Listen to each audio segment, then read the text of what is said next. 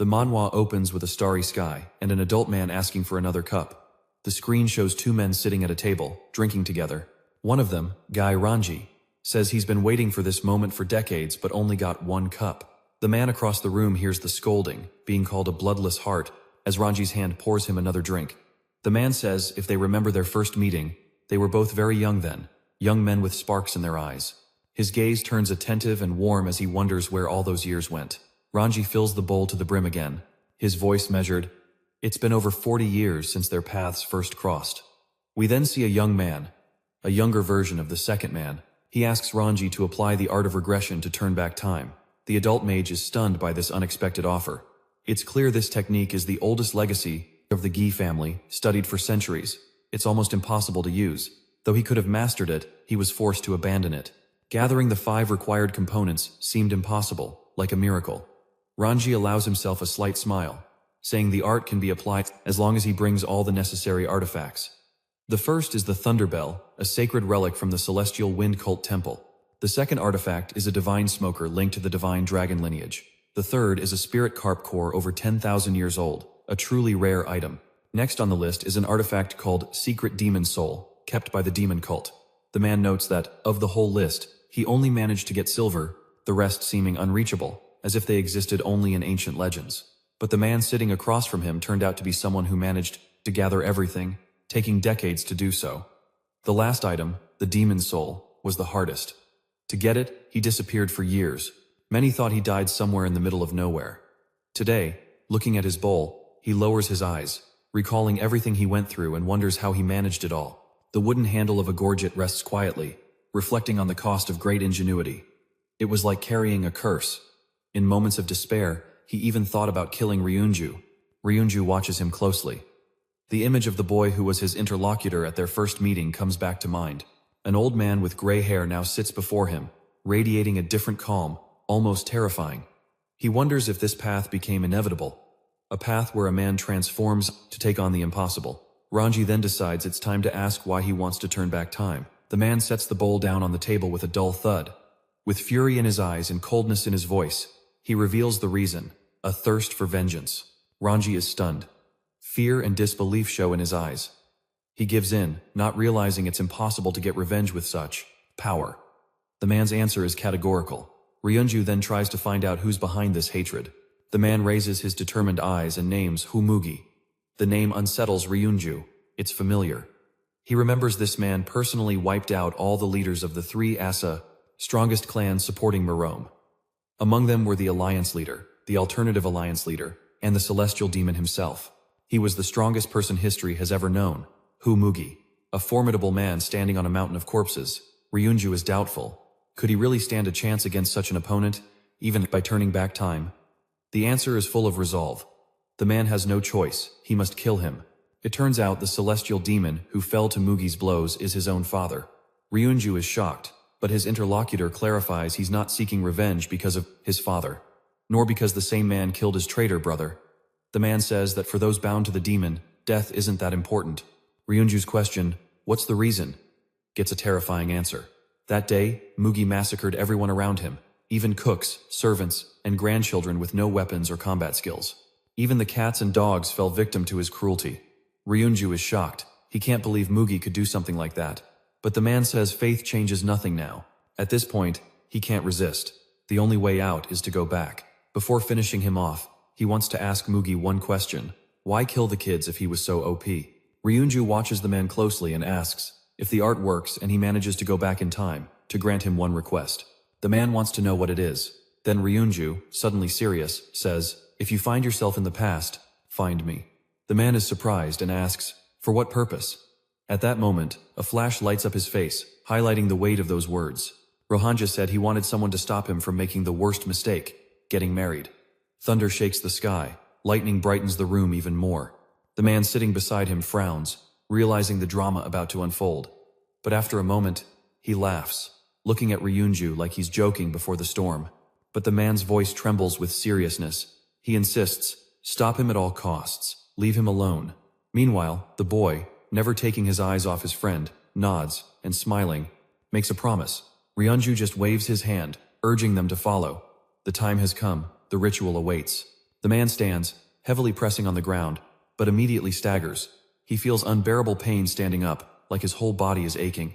Ryunju frowns, wondering about his condition, but the man just mumbles quietly that he's holding on. He lost an arm and an eye, but that sacrifice seems like a small price to pay for gaining a demonic soul. His gaze shifts to the altar, where all the artifacts and ritual items have already been gathered. Ryunju carefully picks up a carved box. It holds a glowing demonic soul, emitting a sinister blue aura. Crossing his hands in an ancient gesture, Ryunju begins reciting the spell with a heavy, focused tone. A great black energy starts activating before him. The artifacts respond to the words. They hum, vibrate, resonate. The world shakes with a thick vibrating buzz. Suddenly, everything around him stops, as if space itself has changed. Reality warps before them, and with a crack, a portal opens a pulsating window to another world. Ryunju is stunned, surprised everything worked. The ancient ritual delivered results. He turns to the man, hoping to see if he can come along. But he's already nearly unconscious, his body tormented, movement impossible, barely breathing. Ryunju looks at him with pity and nostalgia, then at the portal. The realization hits like lightning. He has the chance of a lifetime. A chance to go back, warn, and save for the clan, the dream, and himself. He takes a step and silently apologizes. He promises to find him in the past and fix things, no matter the cost. But as he moves closer, Ryunju suddenly realizes his legs won't obey. He can't move. Something gave out the pressure of fists on his back, shut his body down like a puppet, without strings. The man's voice breaks the silence, tearful and desperate. How could you, Ryunju? The old man panics, his gaze flickers, fear spreading through his body like poison. The man doesn't stop. You? Of all people? You? He grabs him by the throat furiously, as if trying to rip out the betrayal. Ryunju staggers, tears streaming down his cheeks. He mumbles about madness, saying how sorry he is. Pity slowly shows in the man's eyes, who releases his grip, as if realizing nothing can be changed. He admits the journey was hard, that he went through hell for his artifacts, and that Ryunju's act is betrayal. Yet the man's voice is strangely soft. He says he's no better himself. He's a stranger to sympathy. Didn't care about others, that's why he packed everything up. Gritting his teeth, the man adds that if anyone else had done it, he'd have killed without hesitation. But now, he can't. He understands the dream Ryunju carries inside him. Childhood.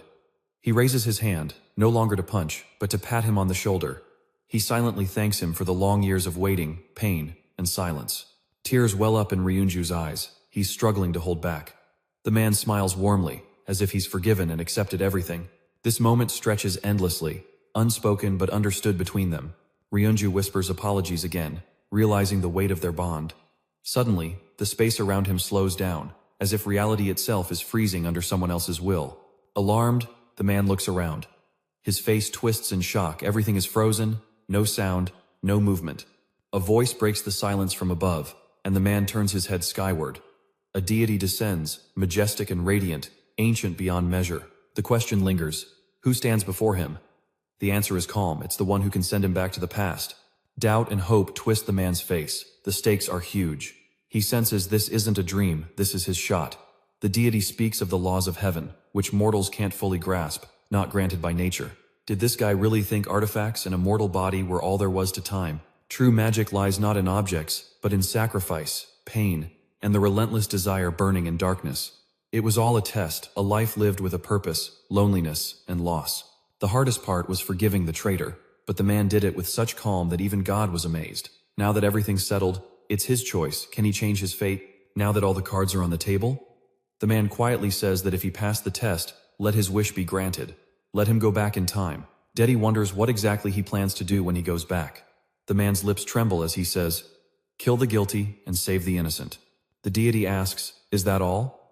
The man replies, he wants a life full of meaning, full of choices made by himself, not forced on him. He regrets his fate, and his anger at Mujin is just the tip of the iceberg, not the whole truth, but a part of it.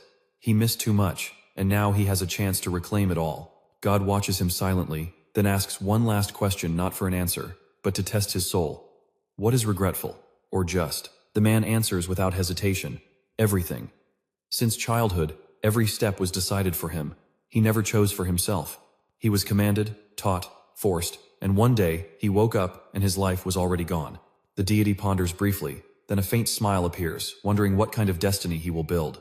Then he vanishes in a golden glow, leaving the man alone with his new chance and costly choice. His journey has begun, and now even God will watch over him. The light fades, time resumes. Ryunju is still by his side, whispering over and over, "Sorry."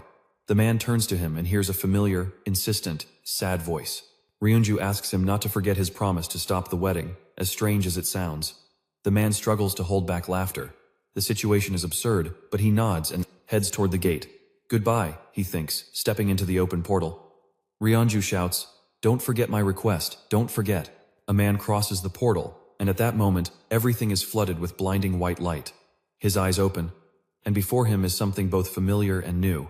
He's in his younger body, confused, standing on a wooden platform. The crowd stirs around him, but he knows this is the day of departure. The man looks up at the statue. Did it really work? Is he really back? Something hangs in the air, a feeling of power, something unseen. Then he notices it, the other man's gaze. In his eyes, confusion, anxiety, and deep recognition.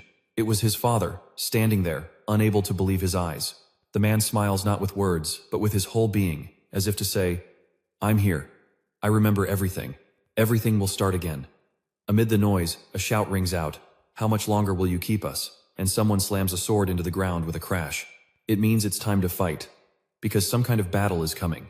The boy clenches his fists, and one thought crosses his mind. Now, he understood everything. It all finally clicked. Memories flashed one after another. It was that day. The day a new demonic massacre began. The day that would change everything. The man recounts how his father, once a powerful celestial demon, made a shocking announcement.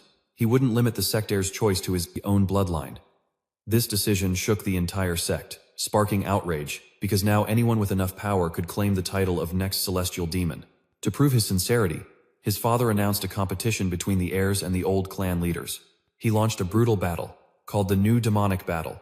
The winner of this duel earned the honor to challenge one of the two sons of a powerful celestial demon.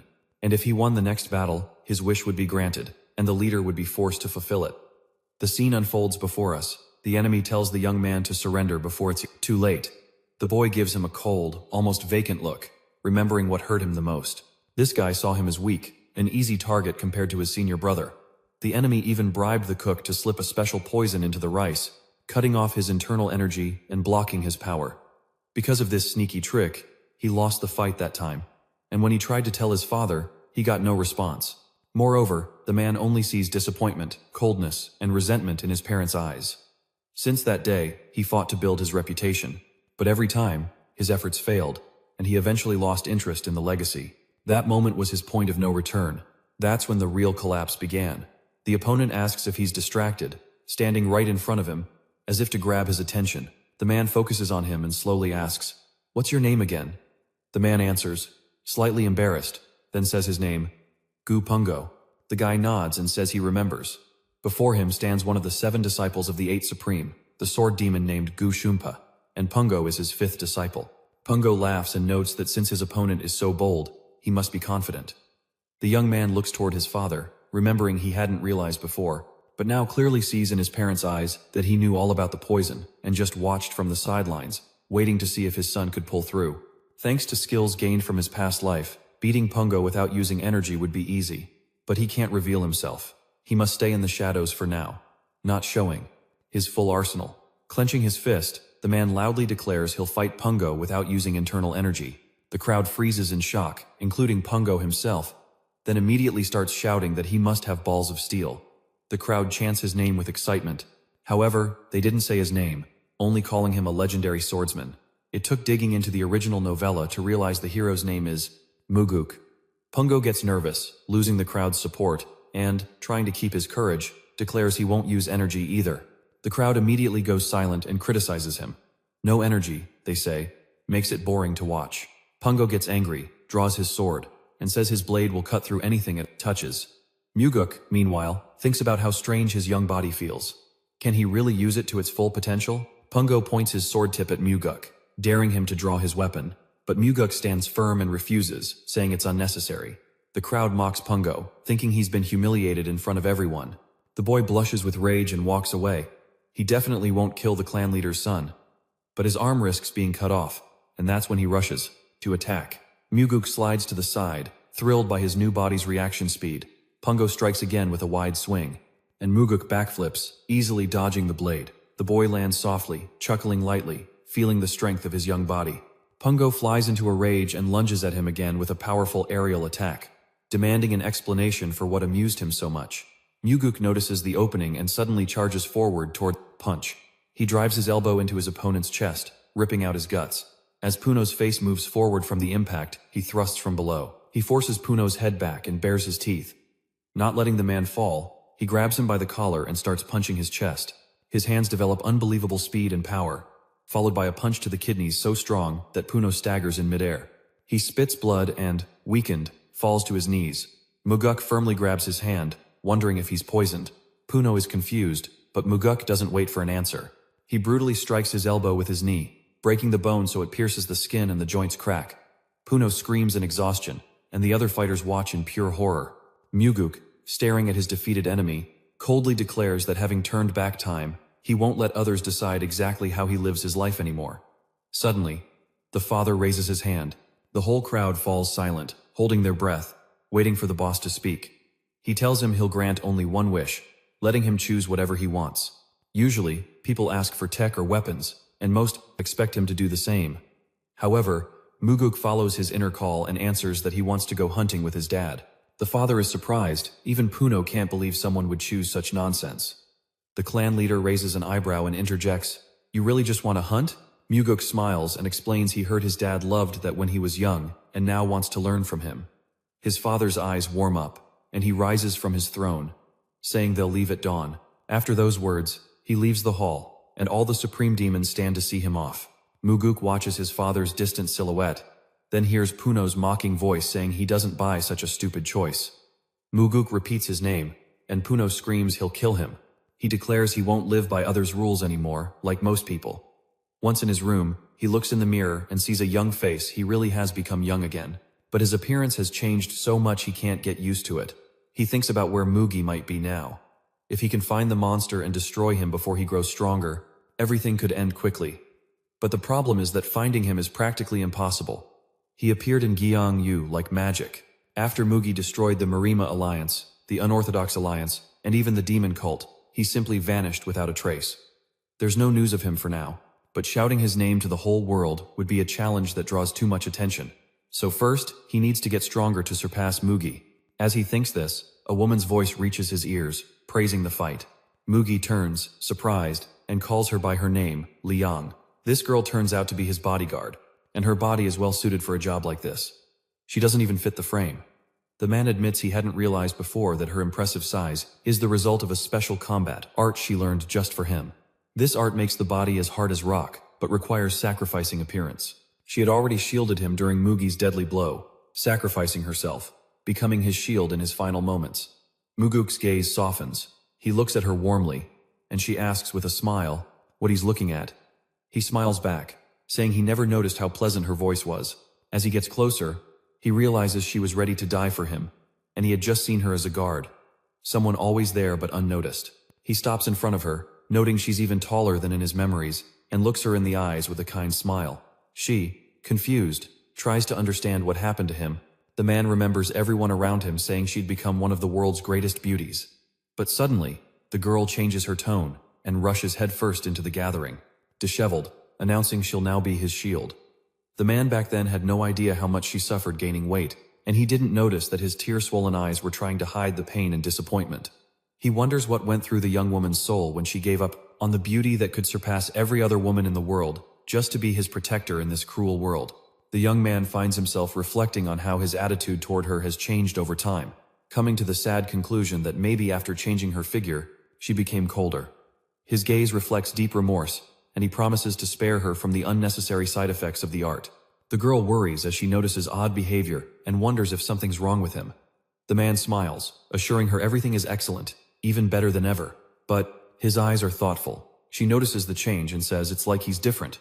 He admits there is indeed a change. The young man takes the sword, as if wanting to show something new, unusual, hidden inside him. She asks where he's going so late in the day. The young man glances sideways, saying it's time to deal with the rat hiding in the ranks. The scene shifts abruptly. Inside the cozy house, the grandfather's staff welcome the man. He notes with confusion that he doesn't understand why they did it. The old man, like the others, wonders what's going on. But Muguk is already eyeing a young cook, asking about the poison used. The shocked workers don't understand what's happening, and the young man immediately starts denying, saying it's not his fault. The man recalls a young guy recently lost the 300 yans that had been given to him. Now he has to pay off debts that even affected his family and friends' pockets. The defeated lowers his head, admitting his greed and how it clouded his mind, sinking him deeper into a debt swamp. Muguk asks if he got that money directly from Piango's hands. The boy nods, hoping to be spared and not punished. And in the next second, his head literally flies off his body thanks to the sword's swift strike. The restaurant staff look around, horrified, while Muguk declares with disdain that such an act is a disgrace to anyone, but especially to a cook. The gray-haired man rushes to take the blame, but Muguk doesn't understand why he's trying to take the punishment for someone else's mistake. The old man explains that the kitchen is his world, and he alone is responsible for everything that happens there. The man states his name, Lime, and asks rhetorically, if his father leads the sect, is he responsible for everything that happens there? Lime shakes his head. Muguk agrees, exactly. So why does the old man insist on shouldering the responsibility for others' actions? The man doesn't say nonsense and demands chicken noodles. After all, it's been a while since he ate that dish, which brings back good memories from the past. Lime is confused and shocked that his cook's fate was decided so quickly over one mistake, and the girl next to him points out he ate just 2 days ago. Muguk turns to her and, noticing the interest in her eyes, smiles. For him, it was years ago, even if he looks young. The next morning at dawn, his father and he meet at the Celestial Demon Pavilion. The father wonders why his son brought so much stuff, like he's going on a long hike. The man replies he just took everything that might be useful if he wanted to stay longer. His father looks at him bluntly, ironically noting they only planned a one-day hunt. The man shamelessly replies he might enjoy the hunt, meaning, it's smart to prepare just in case, since you never know how fate will turn. The scene shifts to the hills and mid-forests, where the hunt takes place. They walk side by side on the forest trail, and the father admits the son has exceeded expectations and hides his power, much more skillfully than he thought. He adds that if Muguk had told the truth earlier, a lot would have gone differently. As he made his way through the woods, the boy admits he didn't want to reveal all his cards from the start. His father says he knew everything. The man smiles, saying he's not a cat hiding claws, but a predator ready to strike. My dad wonders why a beast would hide its claws if hunting is its nature. The man admits he never thought about it before. And now, for the first time, he sees deep meaning in a simple question worthy of respect. Dad chuckles again, saying that's why his son is a cat. He then wondered if he truly mastered the art of the flashing sword. This style is passed down by the lineage of celestial demons, and its level nearly matches that of supreme demon techniques. Muguk replies he's got it down perfectly. At that moment, he barely dodges his father's flashing strike. The boy feels that if it had lasted 1 second longer, his cheeks would be gone. Dad is surprised. He sees the kid is telling the truth and not exaggerating. The young man wonders if his father struck blindly, unsure if he'd react in time. What would have happened if he hadn't dodged? Dad calmly says the son would have paid the price for lying. But if he dodged, it means he really knows the art. Muguk laughs, saying a scar would ruin his face, yet he and his dad look like 2 peas in a pod. Dad looks at him approvingly, and the boy starts wondering if he's being too sarcastic. The man turns and glances ahead. Suddenly, he hears unexpected words from his father, genuine praise. He listens, trying to memorize this moment as something important to keep forever in his heart. Dad soon notices footprints on the ground and examines them. Muguk wonders where he learned this tracking art. The answer is surprising. His senior brother taught him when he was a kid. The boy is shocked. He didn't even know he had an uncle before. Then comes the confession. The brother was murdered by their father himself when he was about his age. Child. The kid is shocked. He didn't know he had an uncle before. Then comes the confession. The brother was killed by his own father when he was about his age. The boy struggles to find the right words but finds the strength to say them. Well played, to his father's great surprise. The man continues, adding, without that fight, he wouldn't have been born. The father glances briefly but keeps walking without stopping. The boy thinks about the pain of that battle in his father's soul, knowing that fighting family leaves open wounds even for the toughest. He recalls images from a past life, how the strongest men outside carried invisible scars inside. Dad admits there was no other choice back then. It was the only way to win the inheritance war. Muguk clenches his fists, hoping his father isn't counting on him to find a better solution after he himself failed. The boy fully understands and says, dreaming of peace with his brother is pointless. His brother is ruthless, and even the idea of a treaty is just a naive fantasy. Dad's gaze turns a bit sad and angry. Indeed, he turns around and hears his son speaking poorly of his brother in his absence. The scene suddenly shifts to the mountains, where two men run up steep slopes, kicking up clouds of dust. Muguk turns to his father and remembers that in his past life, he never took a wife. A vague but sharp curiosity awakens in him. What is he to heal so harshly? The young man reaches the summit and stands beside his father. Without wasting time, Muguk grabs his bow as if it's his only chance to prove himself. Dad watches his son, wondering how he'll hit a target he can't even see. He tells the young man to close his eyes, feel the space, and become one with the world around him. The young hunter slowly shuts his eyelids. He begins to focus and absorb nature's subtle signals, holding his breath. The old man explains, martial artists identify enemies through air vibrations around them. They sense life energy flowing like an invisible thread connecting all things. The old man explains that martial artists identify their enemies through the air vibrations around them. They sense the life energy flowing like an invisible thread connecting all things to each other. The boy feels only one movement, his father's. In his mind, he pictures an energy thread he pulls, like unraveling a skein. The man tells him to release a stream of energy in one clear line. He makes him imagine his body as a ball, from which he must pull a thin, unbreakable thread all the way to the target. Slowly, the young man's energy begins to flow outward. A thin, steady wave leaves his body, as if answering the call of a higher sense. Magoo senses the target has been reached, and the energy flow touches something distant, yet tangible. The father notices the concentration on his son's face and encourages him to analyze the object. The young man begins to wrap his power around the body he has discovered. And Magoo, as if scanning everything around him, keeps the energy form intact, not letting it disintegrate. Deep in the forest, his energy touches a living creature with thick fur. And Magoo, as if scanning everything around him, continues to maintain the form of the energy, not letting it disintegrate. There, deep in the forest, his energy touches a living creature with fur, dense. The body is elongated, rough, and the image of a wild boar, or even a wild bear, arises in the young man's mind. A simple matter. He adds that he prepared in advance the spot where his father now sits, hoping all this will at least help put the fearsome warrior at ease. The father suspects his son set up this hunt to impress him.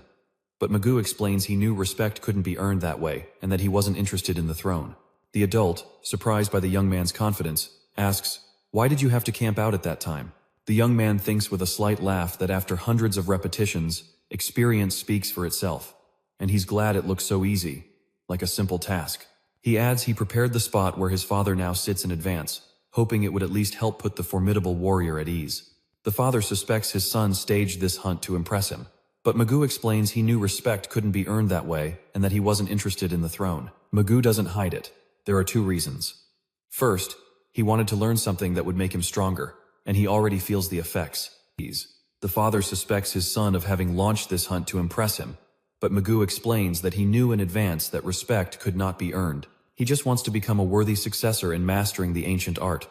Looking up at the stars, he thinks about the need to master the art of the 9 disasters as fast as possible. And even more, because his father himself, while possessing it, once succumbed to Mugi.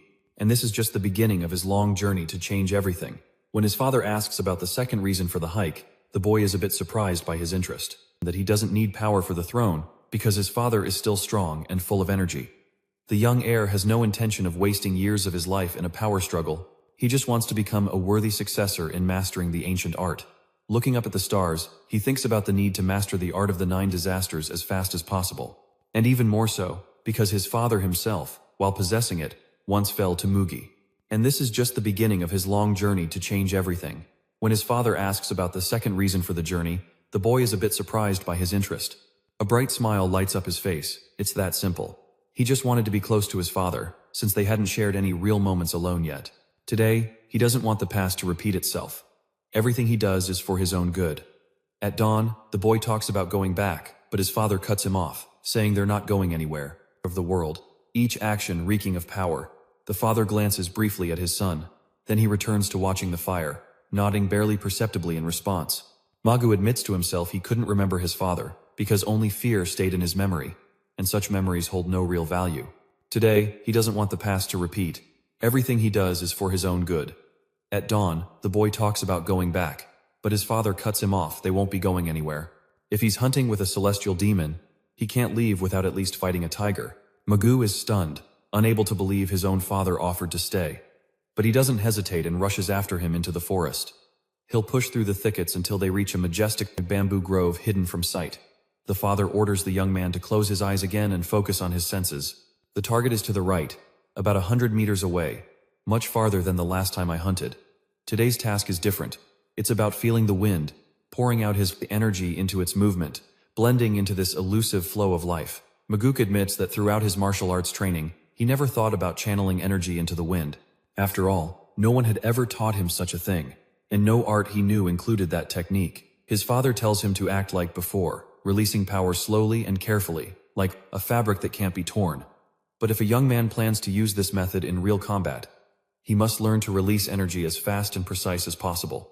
Maguk focuses. His body's energy thickens and sharpens. He starts sensing air currents, trying to link his power to them. The young man faces a challenge. The airflows are too different, but he keeps finding a rhythm, adapting to the wind like a dance that needs a precise step. Then, at some point, a realization hits, fused. It's not just moving with the wind, it's intertwining, like a knotted rope. The energy rushes into the forest, obeying the wind until it reaches its target, where the tiger hides, watching him with wild suspicion. The man is stunned and his heart sinks. This is a real beast. It's not just a shadow or a figment of imagination. His father is surprised too, noticing the change on his son's face, and warns him, slacking off in this kind of training can cost lives. The more energy lines a young man can control, the better his chances to survive. A real battle, where mistakes aren't forgiven. Later, as night falls on the camp, Maguk pulls out a bottle of liquor and says it's his secret weapon, the main tool in reserve. Dad takes a sip and totally agrees. A pro drunk on the field. It's the kid's turn, who takes a sip and almost chokes, realizing this wine is way more combustible than normal. It's that strong. The man laughs, saying it's too strong for him, but inside he knows he didn't say the right thing and that he's actually used to this kind of stuff for a long time. The father just shakes his head, saying demon masters don't complain about strong liquor, and if you're one of them, you should drink like it. Maguk leaves. Maybe his liver is weak, but what matters is the heart, not the stomach, because anger doesn't come from the wine, but from the choice of path. Suddenly, the father asks an unexpected question. Could his son kill him to survive?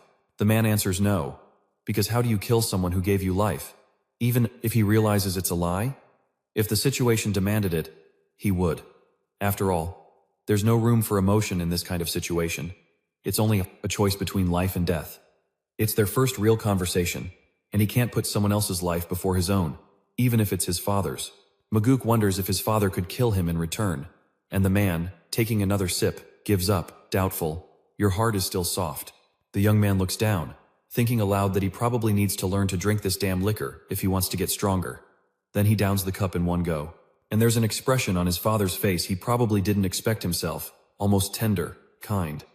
Later, at Maguk's house, we see the young warrior with a tense face, deep in training, trying to learn how to spread his aura around him with the utmost precision and control. The man breathes deeply, letting energy flow through his body, realizing that after days of exhausting practice, he finally learned to channel his power into the wind's flow, allowing him to move freely and smoothly. Now, he can control 3, even 4 flows at once, a major breakthrough. The man never thought his father would teach him to release energy. Outside his body, it's almost like a second life. Thanks to this ability, he can now sense in advance the enemy hiding nearby, preparing to strike. If he keeps training and increasing the load, one day he'll be able to control over 10 streams at once. Maybe his arts will reach the point where he can completely suppress any sneaky underhanded technique. A young man decides to become stronger than ever before, and a new fire ignites within him. He remembers that even his father, a martial artist of a much higher level, fell in battle against Mage, all because the Sky Demon Pavilion was destroyed from within, not from the outside. This place wasn't just heavily guarded. There were 3 barrier formations, 6 traps created by ancient masters, and elite fighters hand-picked. Not to mention the 8 supreme demons posted around the perimeter guarding the pavilion. The northern border was guarded by the demonic swordsmen of the Northern Sky Clan, led by a swordmaster nicknamed Wansleet. At the southern border stood the Southern Sky Blades, members of the demonic swordsman family. Leading them was the same Chimpas of the Blood Sword mentioned earlier among the great fighters. The eastern side was protected by Iron Fist, head of the Eastern Point faction, known as the Demon Point. The west was shrouded in illusions, controlled by a master named Demon Sif of Seoul, a demonic soul thief and creator of illusion formations. The northeast was controlled by the Faceless Swordsman, led by the demon with sinister, intimidating smiles. The southeast side was defended by drunken swordsmen with unpredictable moves, commanded by the demonic Ivrung. The southwest regions belonged to the Poisoned Crow, a clan known for their poison arts.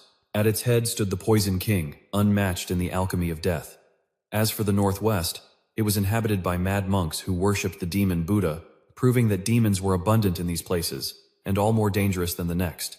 He used to believe Mage had infiltrated from outside by breaking the outer perimeter, but it turned out to be a lie. No defense line was breached.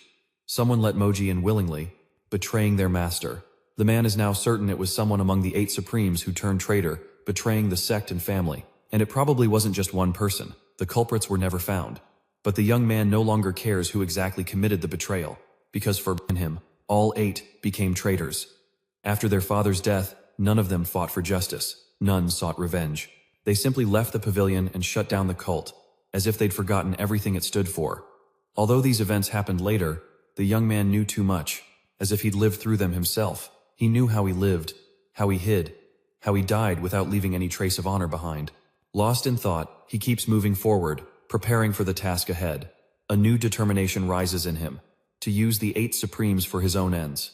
Approaching the door, he hears someone laughing, an Amandavian sound, making dumb jokes about his big ass, and wonders if Maguk is in the hall right now, as if he hadn't noticed his presence. It's actually a bald man wondering how many days he's been locked up.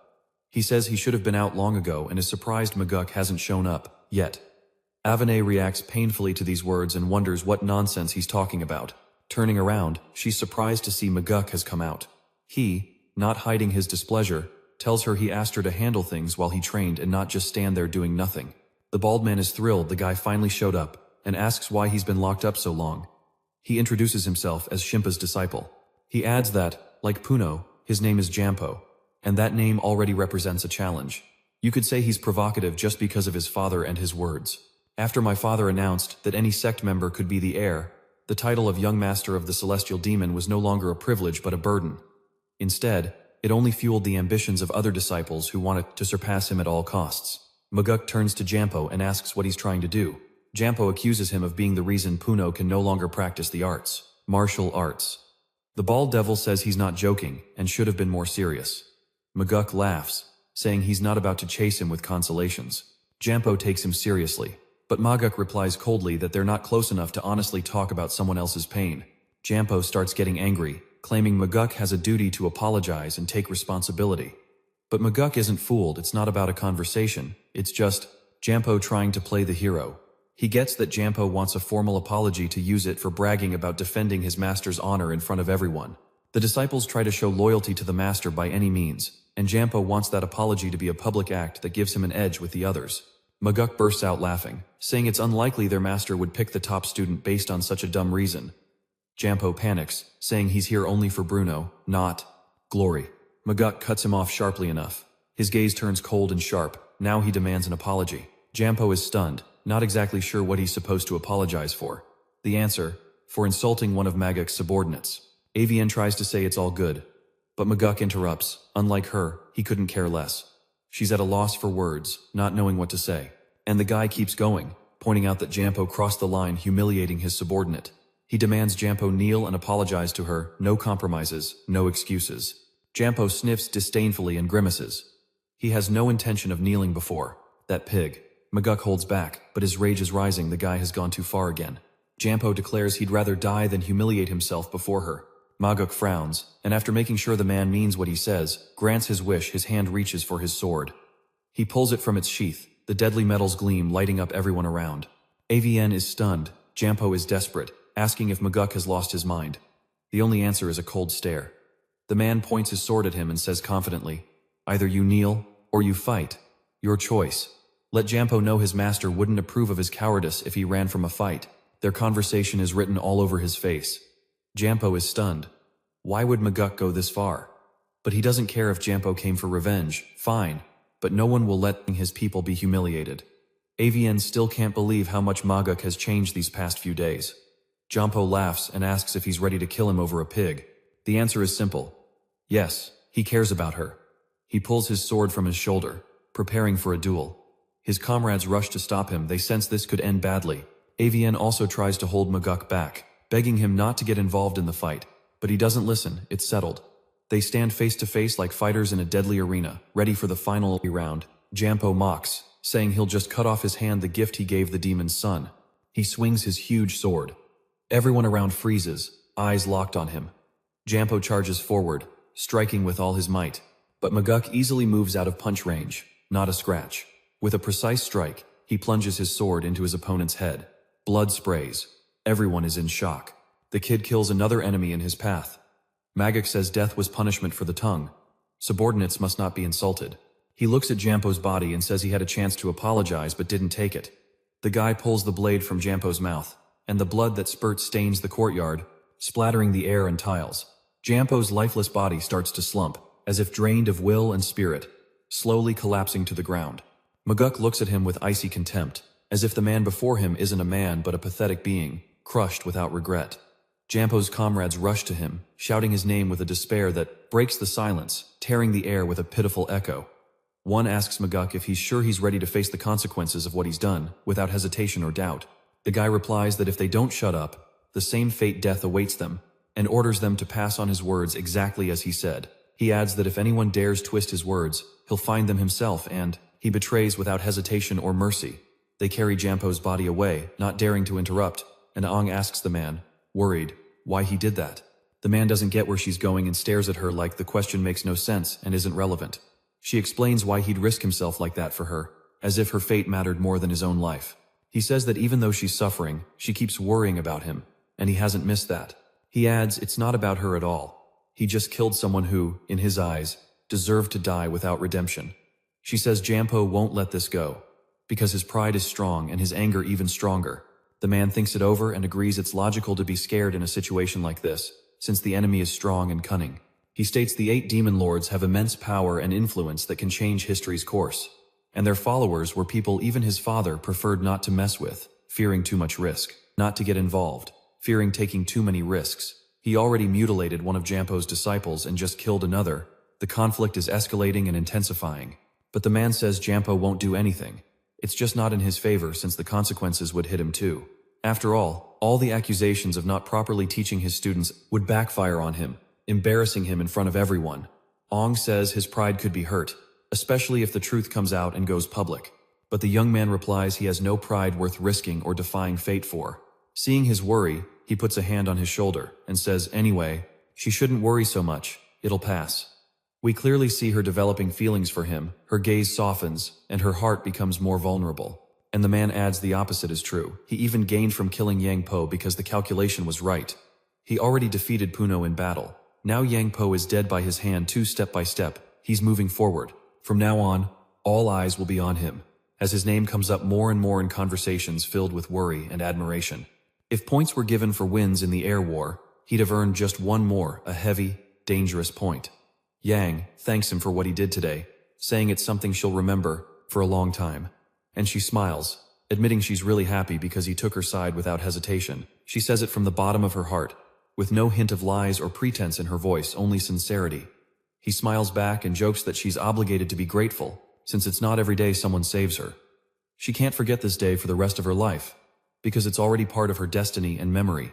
He leaves, head held high, saying he wants her to keep smiling no matter what, and to live her life happy, because that's all he wishes for her, even if he never sees her again.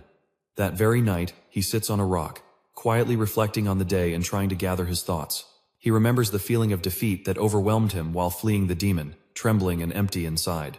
The depression was so deep that if it weren't for the goal of rebirth, he might not have kept living. That helpless feeling as the whole world collapses left a deep mark that doesn't fade with time. He wonders how his life would have gone if he hadn't learned this painful, powerful path. At that moment, he senses a strange presence and notices his reflection on the blade glittering in the dark. He immediately knows who the weapon belongs to and what it means, and his heart tightens at the thought of the looming threat. Behind him stands Jampo, a blade at his throat, his face full of rage, like madness has taken over his mind. The man says he didn't expect Jampo to come so fast, since that meant he'd been there for a while, and he doubts he can dodge. Despite all his past life experience, his internal energy is still weak. He thinks about what to do, weighing his options in a few seconds, heart pounding. But suddenly, he feels the sword's aura vanish. Like the rage has died down, giving way to cold calculation. Chimpa sits beside him, showing no hostility, only silent suspicion in his movements. Maguk looks at him and notices his fleeting, mocking smile, like a predator before the hunt. Chimpus asks why he did that, his voice calm but tense. You can feel the tension in his voice, like before a storm. Maguk answers that he acted like an idiot, as if asking what happened. Chimpus demands an explanation, his gaze sharp like a blade cutting through flesh. Maguk, without hesitation, asks straight up if he came to fight or just to scare him. The man stays silent, his whole expression showing he's waiting for his signal. Then he tosses his sword in the air and presses it back under Maguk's throat. Is he wondering if he should cut off his own head to show his father? Would his father even care? Maguk says he doubts it, since he'll soon face his father, but that's another story. Chimpus's face doesn't change. He stays still like a statue. Then he sheathes his sword, signaling he's decided to postpone the duel. He draws a long line on the ground, like dividing something invisible. Then a short line above it, a sign that means something. Maguk asks, puzzled, what it is, not fully understanding what the old man means. The old man replies that the long line represents the time his father takes care of him. The short line, the time Maguk takes care of himself. According to him, the lion's share doesn't go to the younger son. Maguk looks at him without looking away. Then he draws his own line on the ground, as if defending his place. He insists he's a son, after all, and that should mean at least this. 7 parts for him, 3 for Chimpus, but no less. Chimpus smiles, his white teeth showing beneath his mustache. He says you only find out by testing it in reality, either by killing or letting live. Maguk notes he underestimates a father's love, and maybe Chimpus is holding onto his sword's hilt in vain. He explains that's exactly why he wants to check, then goes back to freeing Laura, still undecided. A chill runs down Maguk's spine, like a premonition of something coming. He turns with a smile and says there's no need to check, everything's already clear without it. After all, the father has 2 sons, but Chimpus is the only one of his kind, undeniable and uncontested. Chimpus smiles, saying he's not as dumb as his student, who's already dead. Maguk stands and says if the apprentice had been like him, he'd still be alive. Chimpus adds one last thing. His whole life has been full of failures, and he hopes they meet as little as possible to avoid ruining each other. Maguk replies he'll definitely remember that, both as a warning and a lesson etched in his heart. That's when he realizes Chimpus is gone. He vanished so fast his eyes couldn't follow, like he evaporated. He's already leaping over the treetops, leaving only a faint trail of aura behind. Maguk looks at the empty stone and feels a sharp pain inside, like something pierced his chest. He lifts his shirt, revealing 2 dark, deep bruises. They're the marks from the collar Chimpus gave him earlier, like a memory left behind. Maguk realizes he still needs to train hard to regain his strength and get back to his previous level. Chimpus may seem frivolous, but he's actually cold, calculating, and thoughtful with every move, like playing chess. The fact he repeated the question about the severed head twice proves he seriously thought it through. His visit here is more than a threat or a test, it's a real exam, maybe the last. It might be a test to see if Maguk is worthy to be the heir, to take his place in the power circle. And maybe Chimpus will be his first opponent among the 8 demon lords, in a truly merciless fight. The scene shifts to Maguk, sitting cross-legged in his room. His blue aura slowly shrinks into a thin line of energy, almost invisible. Suddenly, he feels something strange stopping the process. He suddenly stands up and leaves. He heads straight to the roof of his house, as if searching for an answer. The young man looks up and spots his father standing on the other side. He climbs onto the roof and tries to get his attention by shouting something. The man just glances his way. Calmly, he says what he heard. The son killed a disciple of the Blood Sky Demon Sword. Maguk thinks carefully about how to choose his words. He then confirms it was a disciple who deserved to die. The father insists it's not about whether he deserved to die, but that the Blood Sword demon appeared personally because of this massacre. The boy quietly wonders what his father means. The man replies that Chimpa demands punishment. Maguk can't hide his surprise. Did this demon really show up to demand retribution? The father confirms, yes, he's shocked too, since normally he wouldn't make a fuss over a single student. The boy begins to realize Chimpa probably wants to test how strong the bond is between him and his father, to see if he'll actually be punished, or if it'll blow over. That way, he can see if the father sees his son as a possible successor. The man notices his son is clearly thinking something over, and, without hiding his intentions, says he's going to punish him. Maguk can't believe what he just heard, and despairingly notes, there's no reason for this. But the father replies with icy calm that you can always find an excuse if you want to. He tries to grasp the core of what's being said. The man recalls he once asked which of the 8 demons was most trustworthy. Maguk nods. That moment is deeply etched in his memory. He also remembers his father never gave an answer back then. The man now admits that it turns out he can't trust any of them. Even someone holding the title of Supreme Demon isn't worthy of full trust. He recalls the son then spoke about the need for order and hierarchy in the sect. He asks to stop hiding behind words about fighting corruption and focus on the real issue. The man looks him in the eye, clearly expecting honesty and a straightforward answer.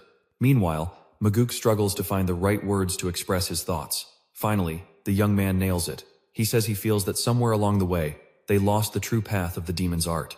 The man looks at his son with surprise and wonders what exactly he means by such an enigmatic phrase.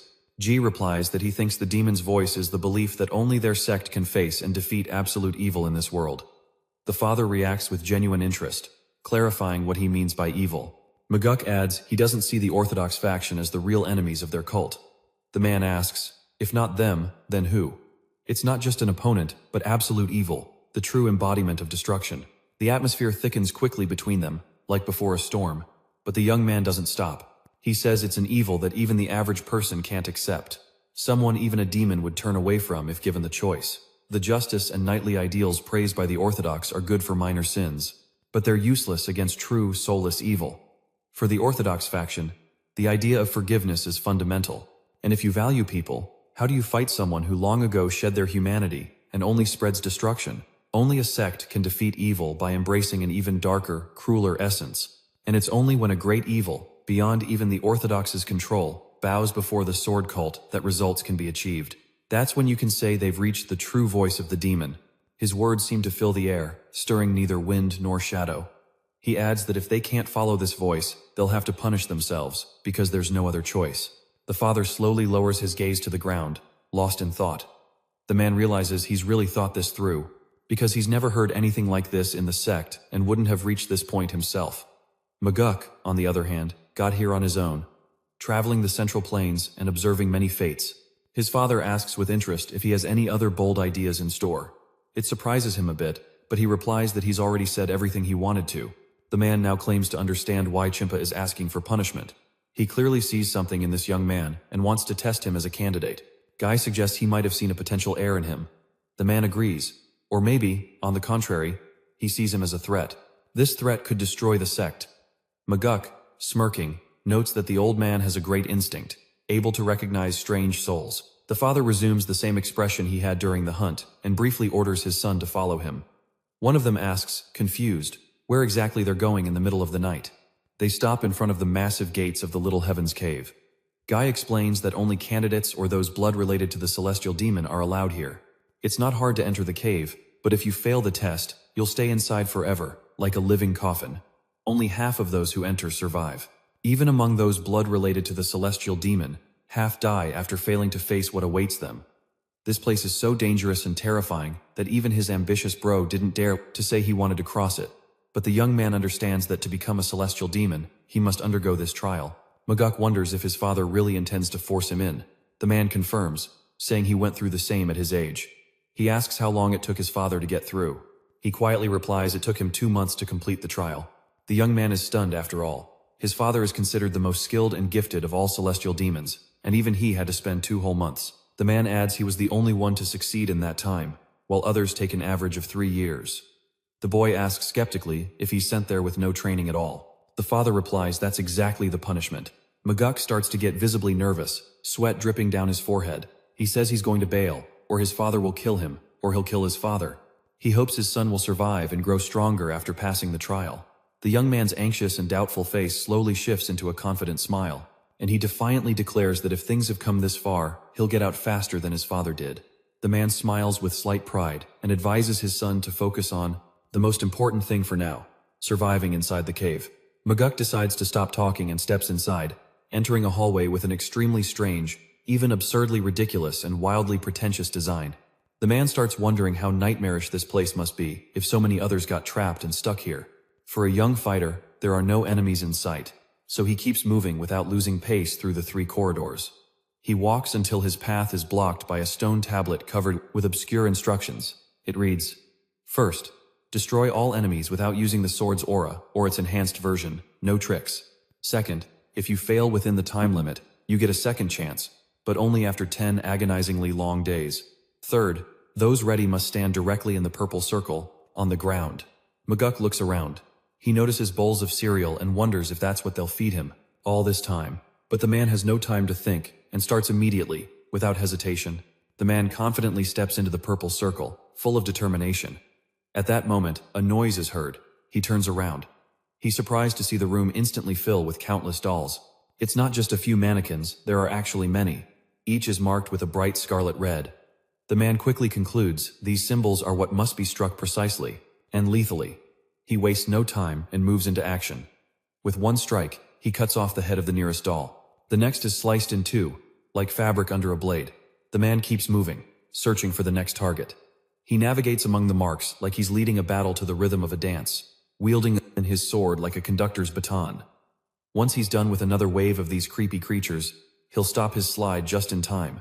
Suddenly, she notices another red mark glowing on the closest doll. He realizes these dolls are way tougher than they look at first glance. One of them starts sinking slowly into the ground. The man immediately knows he can't let that happen. Without hesitation, he rushes forward and wrecks the doll that first tried to recover. But right away, Trousseau repeats a similar move, like a planned trap. He moves at full speed. He slices one in half, then lands a heavy blow on the next doll's head. Then he drops the third and crushes the fourth just as fast. At the same time, he keeps gliding, already too fast to stop. The last doll has also sunk down to the ground.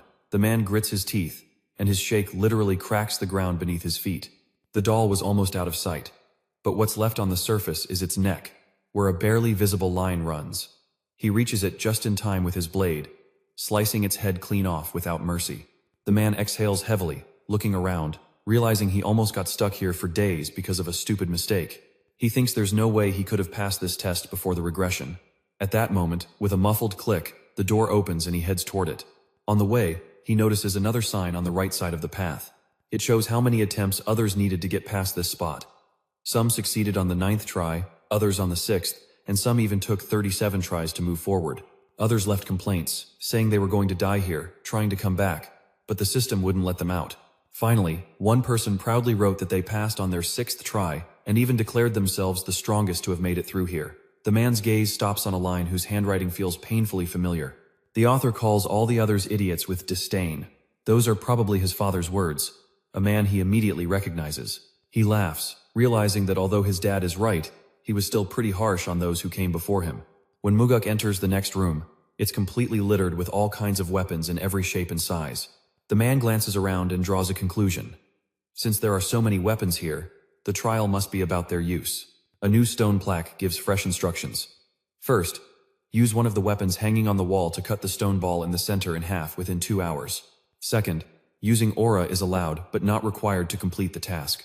Third, if the test fails, it can only be retried after a long 20 days. The man does as told, standing on the purple circle. Immediately, the ground beneath him opens, raising a stone platform with a ball on it. The man looks down with interest, wondering why something as insignificant as this ball is getting so much attention. If he used sword aura, he could slice hundreds of these in 2 hours. The test wouldn't be hard. He grabs one of the swords hanging on the wall. He strikes the ball from above, but not only is it unharmed, the sword itself breaks clean in two without a scratch. He concludes that a normal punch, sadly, is useless here. Since that's the case, the man decides to use enhanced sword aura and cut the ball in half to move on to the next stage of the challenge as fast as possible. He's already starting to fill the blade with dense aura, but suddenly, he stops and, after a moment of hesitation, retracts his aura, lowering his sword. He thinks it'd be too easy and boring to pass the test that way. The man starts wondering how the others managed it. One claimed to have passed on the first try using enhanced aura, while another took 89 attempts to break the orb without aura. The other participants couldn't understand how that was even possible. One even claimed to have no aura at all, but was immediately accused of lying since it seemed impossible to pass without it. The young man remembers his father's strange phrase, "The heat is lost." It takes him a long time to fully grasp what he means. Usually, my dad scolds everyone and moves on, like he did from the first trial. The exact text on the plaque comes back to him. It said, "Allowed to use, but not required to use at all." And at that moment, he realizes the current condition is to pass without using the sword's aura at all. His father's words are a clue. The reinforced aura creates heat, which means that's what's stopping him from passing the test. He strikes again, breaking another sword. Then he tries an axe, even a heavy hammer, but no luck. Exhausted, the man breathes heavily. Surprised he couldn't leave a single scratch, he starts to wonder if it's even possible to pass without aura, especially since time is almost up. He hesitates, wondering if he should use the aura, but he holds back at the last second and sighs deeply, looking grim, convincing himself his father really did pass this test without aura, so there must be a way. He begins guiding the aura with thin threads, letting them approach the orb, trying to sense what can't be seen with normal sight. Guy studies the orb, trusting his instincts. Suddenly, he notices a barely visible line, invisible to the naked eye but picked up by the aura. He raises his blade, focusing all his attention on this fine line, concluding it's no trick but faint scratches, forming a perfect circle at the center of the sphere. He's focused and fully in control. He delivers a precise strike with his sword. The orb splits in two, exactly along the hidden outline he sensed through the aura. He can't hold back his shout of joy. He did it. Everything went perfectly. Inside the broken orb, he finds another, smaller one. And he unmistakably recognizes the demonic essence. So familiar, yet so dangerous. We learned that demonic essence is a very special pill. If swallowed by someone with demonic arts, they'd gain a colossal amount of energy. It's a true power boost. If the guy had broken the orb with his reinforced sword aura, the pill would have exploded from the heat, turning everything to ashes without a trace. This reward is reserved for those who manage to cut the orb with a regular sword, no enhancements. The boy smiles faintly and thanks his father for warning him in time not to create heat. He starts channeling his energy carefully, taking his time to absorb the pill. It's like the pill itself floats closer to his face, slowly drifting in the air, as if it understands the moment's importance. Then a light begins to glow in his core, a sparkling energy current, swirling around his body. When he finally absorbs the pill, it feels like everything around him stops. The man opens eyes full of determination. He exhales deeply, feels a surge of power, and stands up, ready for anything. He immediately starts swinging his arms in the air, as if training to land blows, testing his senses. A power he's never felt before pulses inside him, new, foreign, but pleasant. And yet, it's the power he's loved most in his life, and now it's his. In the next room, the rules are announced. The first is to distinguish life from death without mixing them up. Second, if you fail, you can only try again 5 days later, or sooner. Third, when you're ready, stand in a circle without hesitation. The man thinks hard, trying to imagine what kind of trial awaits this time. But without a second thought, he becomes a purple circle, preparing for anything. The ground lowers and a huge stone slab rises slowly. But this time, something rests on its surface and is immediately noticeable. He takes a closer look, then leans in and realizes the herbs in front of him are carefully arranged in different colors and shapes. The man concludes he probably needs to figure out which herbs are poisonous and which can be eaten safely. Guy smiles slightly, remembering he's searched for rare ingredients all over the world. Who asked to find Ryong? Those were tough times. Today, he can distinguish herbs and poisons, even knows their exact effects. So for him, this will just be a free step, an easy one that won't cause any trouble. He picks one up and notes mentally, this one's definitely not poisonous. There's something familiar about its taste, texture, everything checks out. The slab starts sliding down, sinking into the ground. He's surprised because immediately another slab rises in its place, with a new set of herbs. He concludes that this is how the system prevents random test passes, eliminating luck. It wants the candidate to at least clear the second level by proving their knowledge. He picks up another non-poisonous herb and examines it. The slab lowers again, reacting to his warrior test choice. The man stands there, and nothing happens. The tension and silence are terrifying. He starts wondering if it's over. Maybe the trial is finished. That's when he hears the massive doors on the left slowly open. He heads there, passing the cook without looking back. At that moment, voices of others can be heard, speculating out loud that they'll turn into poisonous creatures if they fail this stage. Someone says you have to study, or else it's all useless. Someone passed the exam on their 96th try, and someone went bald during the process. The man exclaims, saying, "Me too, bro, me too." The last comment on the stone slab reads, "Don't count on luck," and it's true. Muguk smiles, realizing it was his father who wrote it. The handwriting was recognizable. So that guy memorized absolutely everything he ate since the first trial. Too bad they still have hair. If only they had suffered too. That would have been ironic. The final challenge is this. You must survive the illusory traps of life and death. If you die there, you die for real. No retry. Those ready shouldn't hesitate to step into the purple circle to start. He realizes that, for the first time, the trial carries a real-life threat. It can end in death, and it's no longer a game or an illusion. He hears other competitors on the slabs say, their voices trembling, that it was a brutal trial and they never want to relive it. One says, if I become a celestial demon, I'll find the one who invented this and expose them. And the father, in his usual stern style, simply wrote, "Don't rest." Muguk thinks maybe it's not just a test, but general advice on how to keep living without stopping, without resting, always moving forward. The reality around Muguk starts to blur, melting before his eyes. He looks away, and before he knows it, he's in a desert world, burnt and desolate. He's stunned. The wind here, the landscape. Everything feels too real, terrifyingly natural. He scoops sand from the ground, it's real sand, loose and hot. He can't understand how they made something like this, that's for sure. Then he hears footsteps coming from all directions, echoing through the desert. He looks around and sees he's surrounded by zombie warriors ready to attack. The boy says that even if these are illusions created by this place, they feel real because murderous intent radiates from them. The man mentally adds, this is a great chance to prove himself. He draws his sword and slams it down sharply, a sign he's ready to fight. A horde of undead charges at him before he can think. As they near, he senses something, an inner call, and suddenly steps forward. He dodges a sneak attack from behind, as if everything was planned. He counterattacks, striking the closest enemy's head precisely, mercilessly. When enemies try to exploit his moves, he blocks them quickly. Then he jumps over them, spinning like a whirlwind in the air. He thinks, since they're not alive, feel no pain, he can beat them endlessly, without doubt, without regret. The young warrior fills his sword with aura, and the blade glows. He slices through a large number of enemies in one powerful strike. Thanks to the demonic essence, he now easily controls his internal energy, which flows through his body like a river, unhindered. But the enemies stay standing with their weapons, unfazed. They don't give up, as if fearless. They watch him closely, tension rising, waiting to see who will make the first move. Spotting the closest group, he doesn't hesitate. They leap into the air, lunging at him like a pack of predators.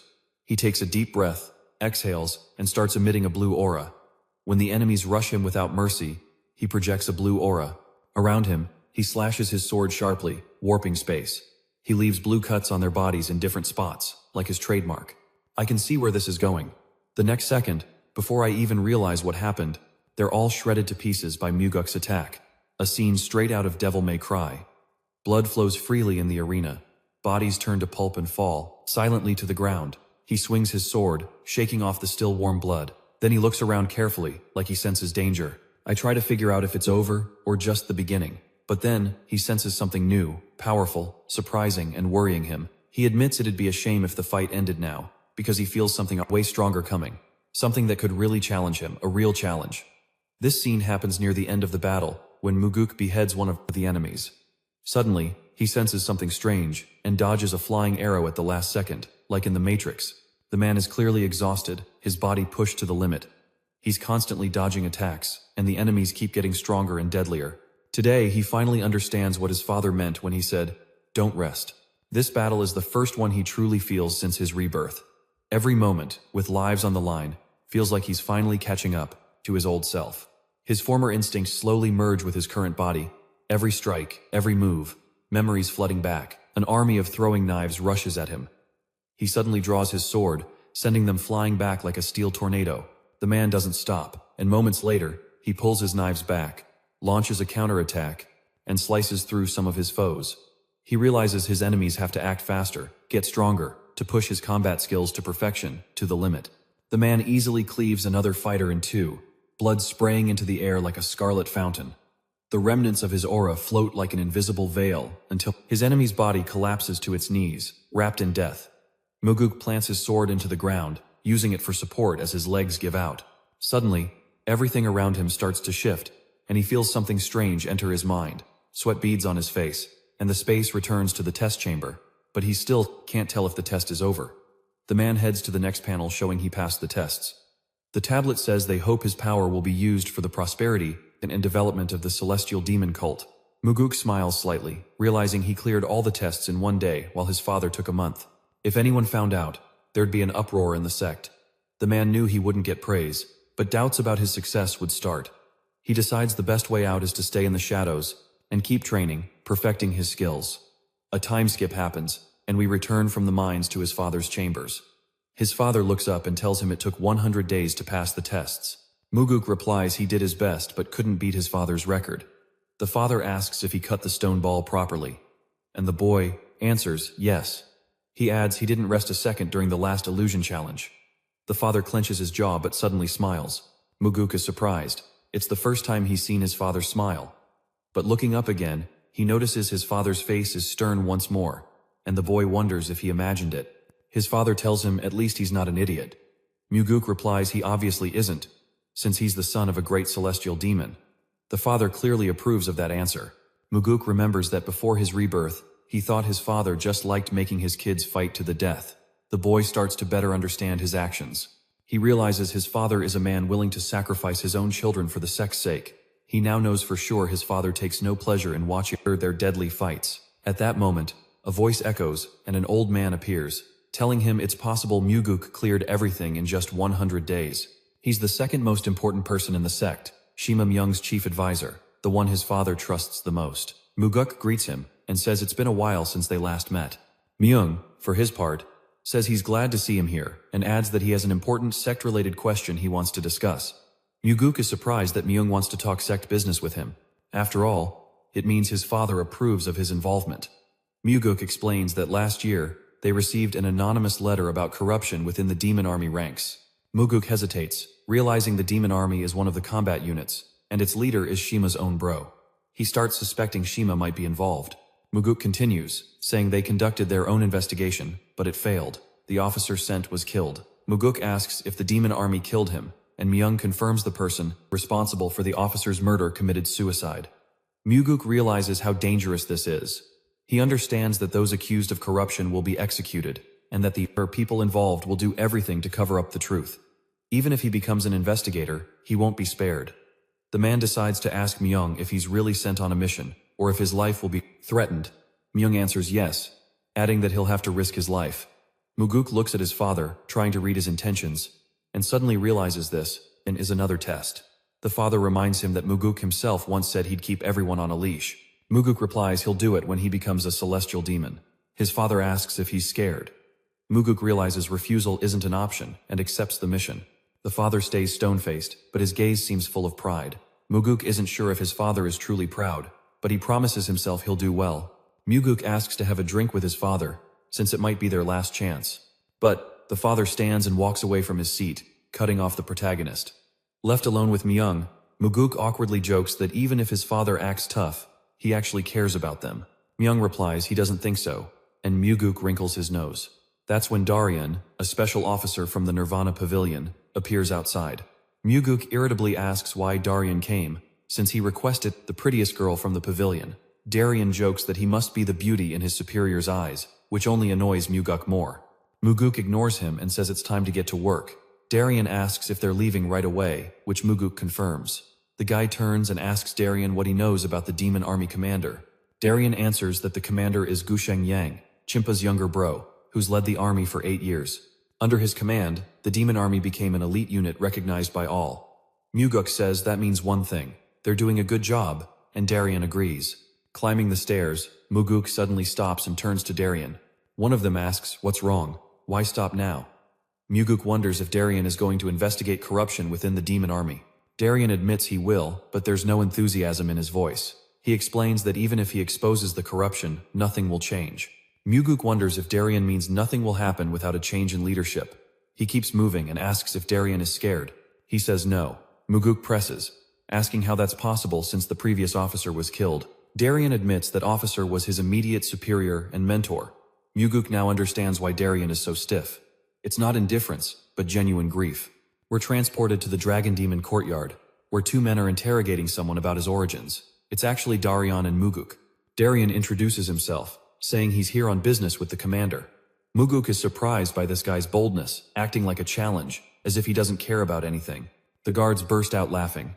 He doesn't look special, unless he's got a screw loose. They tell him he's forbidden to enter without permission, and that no one's cancelled the rules here.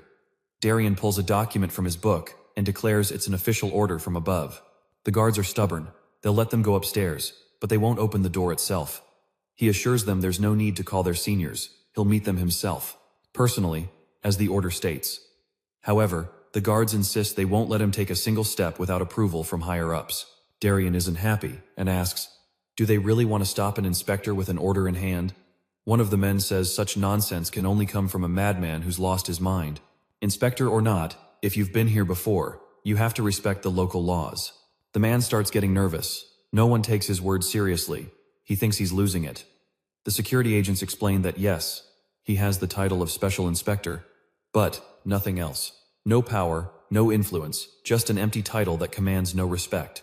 Darien is clearly worried, and his gaze falters. That's when Magok steps in, wondering if they even know who they're talking to. The guards reply, they do, and one of them steps forward, seriously clarifying, "Are you sure? And if that's the case, how dare they treat him like that?" Then he delivers a brutal kick to the balls. It wasn't supposed to be that cruel, honestly. It seemed over the top, even for him. The guards writhe in pain at Darien's feet, and Maguk throws him a look. "Don't just stand there like a statue, lead us." The man silently nods and steps forward, showing he's ready to move on. Around the corner, however, they're met by a new crowd. People who are clearly not happy to see their guests. The man worries these people are blocking his path. He threatens to throw them in jail. Some in the crowd react, others watch suspiciously without saying a word. Darien loudly announces he's a special inspector and demands the name of the person who spoke. Someone shouts, "Who are these bastards and why are they making so much noise in the courtyard?" He calls himself captain of the first squad of the demon army. Go Dan, if that's enough. Guy recognizes him, a villain whose crimes are known even among demons. Maguk stays silent for now as Dan approaches, asking why it suddenly got so quiet. Darien introduces himself again and demands respect, saying he came at the pavilion's request. Godan wonders what will happen if he refuses to follow orders. The man threatens arrest. Obstruction of an official investigation will be followed up. The captain laughs. Does this guy really think he can do that here? The crowd laughs along, but only Maguk remains perfectly calm. Dan suddenly gets serious and lets out a chilling laugh that would send shivers down their spines. Darien is visibly nervous and realizes the situation is spiraling out of control. Maguk steps forward and addresses the captain like old acquaintances. He extends his hand and reminds him. Last time they met at a banquet, he remembers. Dan is puzzled and asks what he's talking about, prompting Maguk to shake his hand with force. At the same time, he presses so hard the bones break and calmly declares, "It's time to go inside." If Dan tries to delay them, he'll lose that hand forever, he warns without a hint of humor. The captain tries to keep his cool. They say he's noble blood, swords aren't much of a threat to him. Maguk clarifies, does he really think he can hold a sword after breaking his arm? Dan replies he wants to see him try, but steps back showing fear. The man thanks him for being reasonable and promises to buy him a drink next time. He asks how he knows him. That's too personal. Maguk smiles. That's the problem. He doesn't know him at all. Darien is stunned. Then why did the guy back down immediately? Maguk simply replies, the handshake wasn't friendly. The captain will now eat with one hand. The guy calls him crazy, but Maguk tells him to zip it and leads them on. Climbing the stairs, Darien points out the right office is on the 7th floor. However, before entering, they're stopped again by guards. No entry without an appointment. Maguk exhales in frustration. Enough is enough? He says they're on a mission. This is an official investigation. The guards remain firm, refusing to open the doors without confirmation. Maguk shows them the document right in their faces and says opposing the order is going against the leader's own will. He adds, if they don't care, let them try, but they won't regret it later. A voice rises from inside and says, bring in the second young master without delay. Inside, they are greeted by an old man calmly sitting in his seat. He immediately apologizes for the guard's rudeness, explaining it's just ignorance, nothing personal, and that he's trying to understand. This is Jin Young, the demon army commander, calm in appearance but with palpable power. Maguk feels a strange tension. This man's body radiates unbelievable power. It makes Maguk anxious, tensing up inside and unable to relax. With a smirk, Maguk says the people outside clearly have too much free time and fight for no reason. The commander replies calmly. There's a saying, the ignorant are brave. Maguk counters, nowadays it's those who know who are brave because they plan and act. Jin Young nods with a slight smile, admitting he might be a bit behind the times. Maguk marvels at the man's calmness, even after a tense exchange. Jin Young wonders why he was assigned such an important investigation. Maguk admits it was a punishment from his father, not a personal choice. The commander grows curious and asks why he got the mission. The man explains he made a mistake during the hunt, one he didn't notice at first. Jin Young smiles shyly, clearly curious about what happened during the hunt and what made it so special. Maguk realizes the commander wants to know why he was chosen. He asks if it's another anonymous letter, like last time. Darien replies curtly that it's a secret, but Maguk admits yes, a new letter arrived. Shocked, Jin Young wonders why he'd say that since it's confidential info. He sighs heavily, saying he already guessed it's nothing new. Being the demon army commander means constantly being the target of rumors and enemies. Mr. Maguk says he'll try to wrap up the investigation as soon as possible and hopes the authorities will understand. Jin Young is surprised and asks what other trouble there is. He thought Maguk and he had a closer relationship. Todd points out everyone knows Champa supports his bro, not himself. Jin Young replies maybe, but a bro's a bro, and he makes his own calls. He wants to back Maguk, no one else. He smiles and jokes. Good to hear, I'm feeling confident in that support now. Jin Young says he'll count on him too and will provide a place to rest. Maguk thinks that's good news and heads for the exit, but the commander stops him, asking him to be careful because he's seriously worried. The man asks if it's about a recently assassinated investigator. Jin Young smiles and says, no, that's not it. He's just worried for him on a human level. He's sure the SEC chief wouldn't send his son to a certain death. Maguk thanks him for his concern but says he has to go and leaves the room. As soon as he's gone, the commander's face changes drastically, and the protagonist can feel it even from behind. It turns grim and cold. All fake smiles vanish.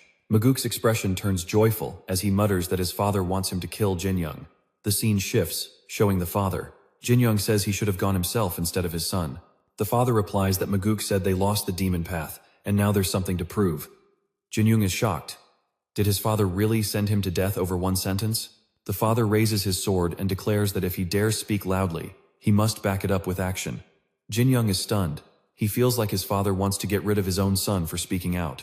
The scene suddenly shifts, revealing a dead crow hanging upside down before our eyes. Everyone in the Demon Dragon courtyard is surprised by its appearance and clearly puzzled about why it's here. Annoyed, someone mocks Maguk and Darian, saying, "What do you think? Are those investigators?" With blatant sarcasm, Maguk notes the loudest ones are those who stopped him from entering the hall. At that moment, a man's voice, clearly angry about what's happening and the whole situation, echoes in the room. When a new person enters, a deep battle scar on his face immediately draws attention. The main character is curious about his personality, who he is, what vibe he gives off, and why he's intervening. The answer comes quickly. He's the third corps commander, named Jang. Darian recognizes him and recalls that he's said to have the strongest combat power of all. The scene suddenly shifts again, revealing a dead crow hanging upside down right before our eyes. Everyone in the demonic dragon courtyard is shocked by its appearance and clearly puzzled about why it's here. And are clearly puzzled about why he's here. Annoyed, someone mocks Maguk and Darian, saying, "What do you think? Are they investigators?" With blatant sarcasm, Maguk points out that the loudest ones are the same who stopped him from entering the room.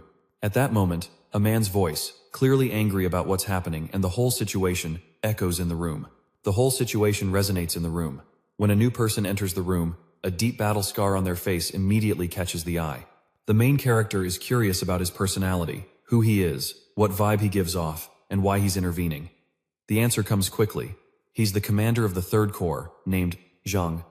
Darian recognizes him and recalls he's said to have the strongest combat power of all, but at the same time, this commander's temper is explosive, hot-headed, and pretty unpredictable.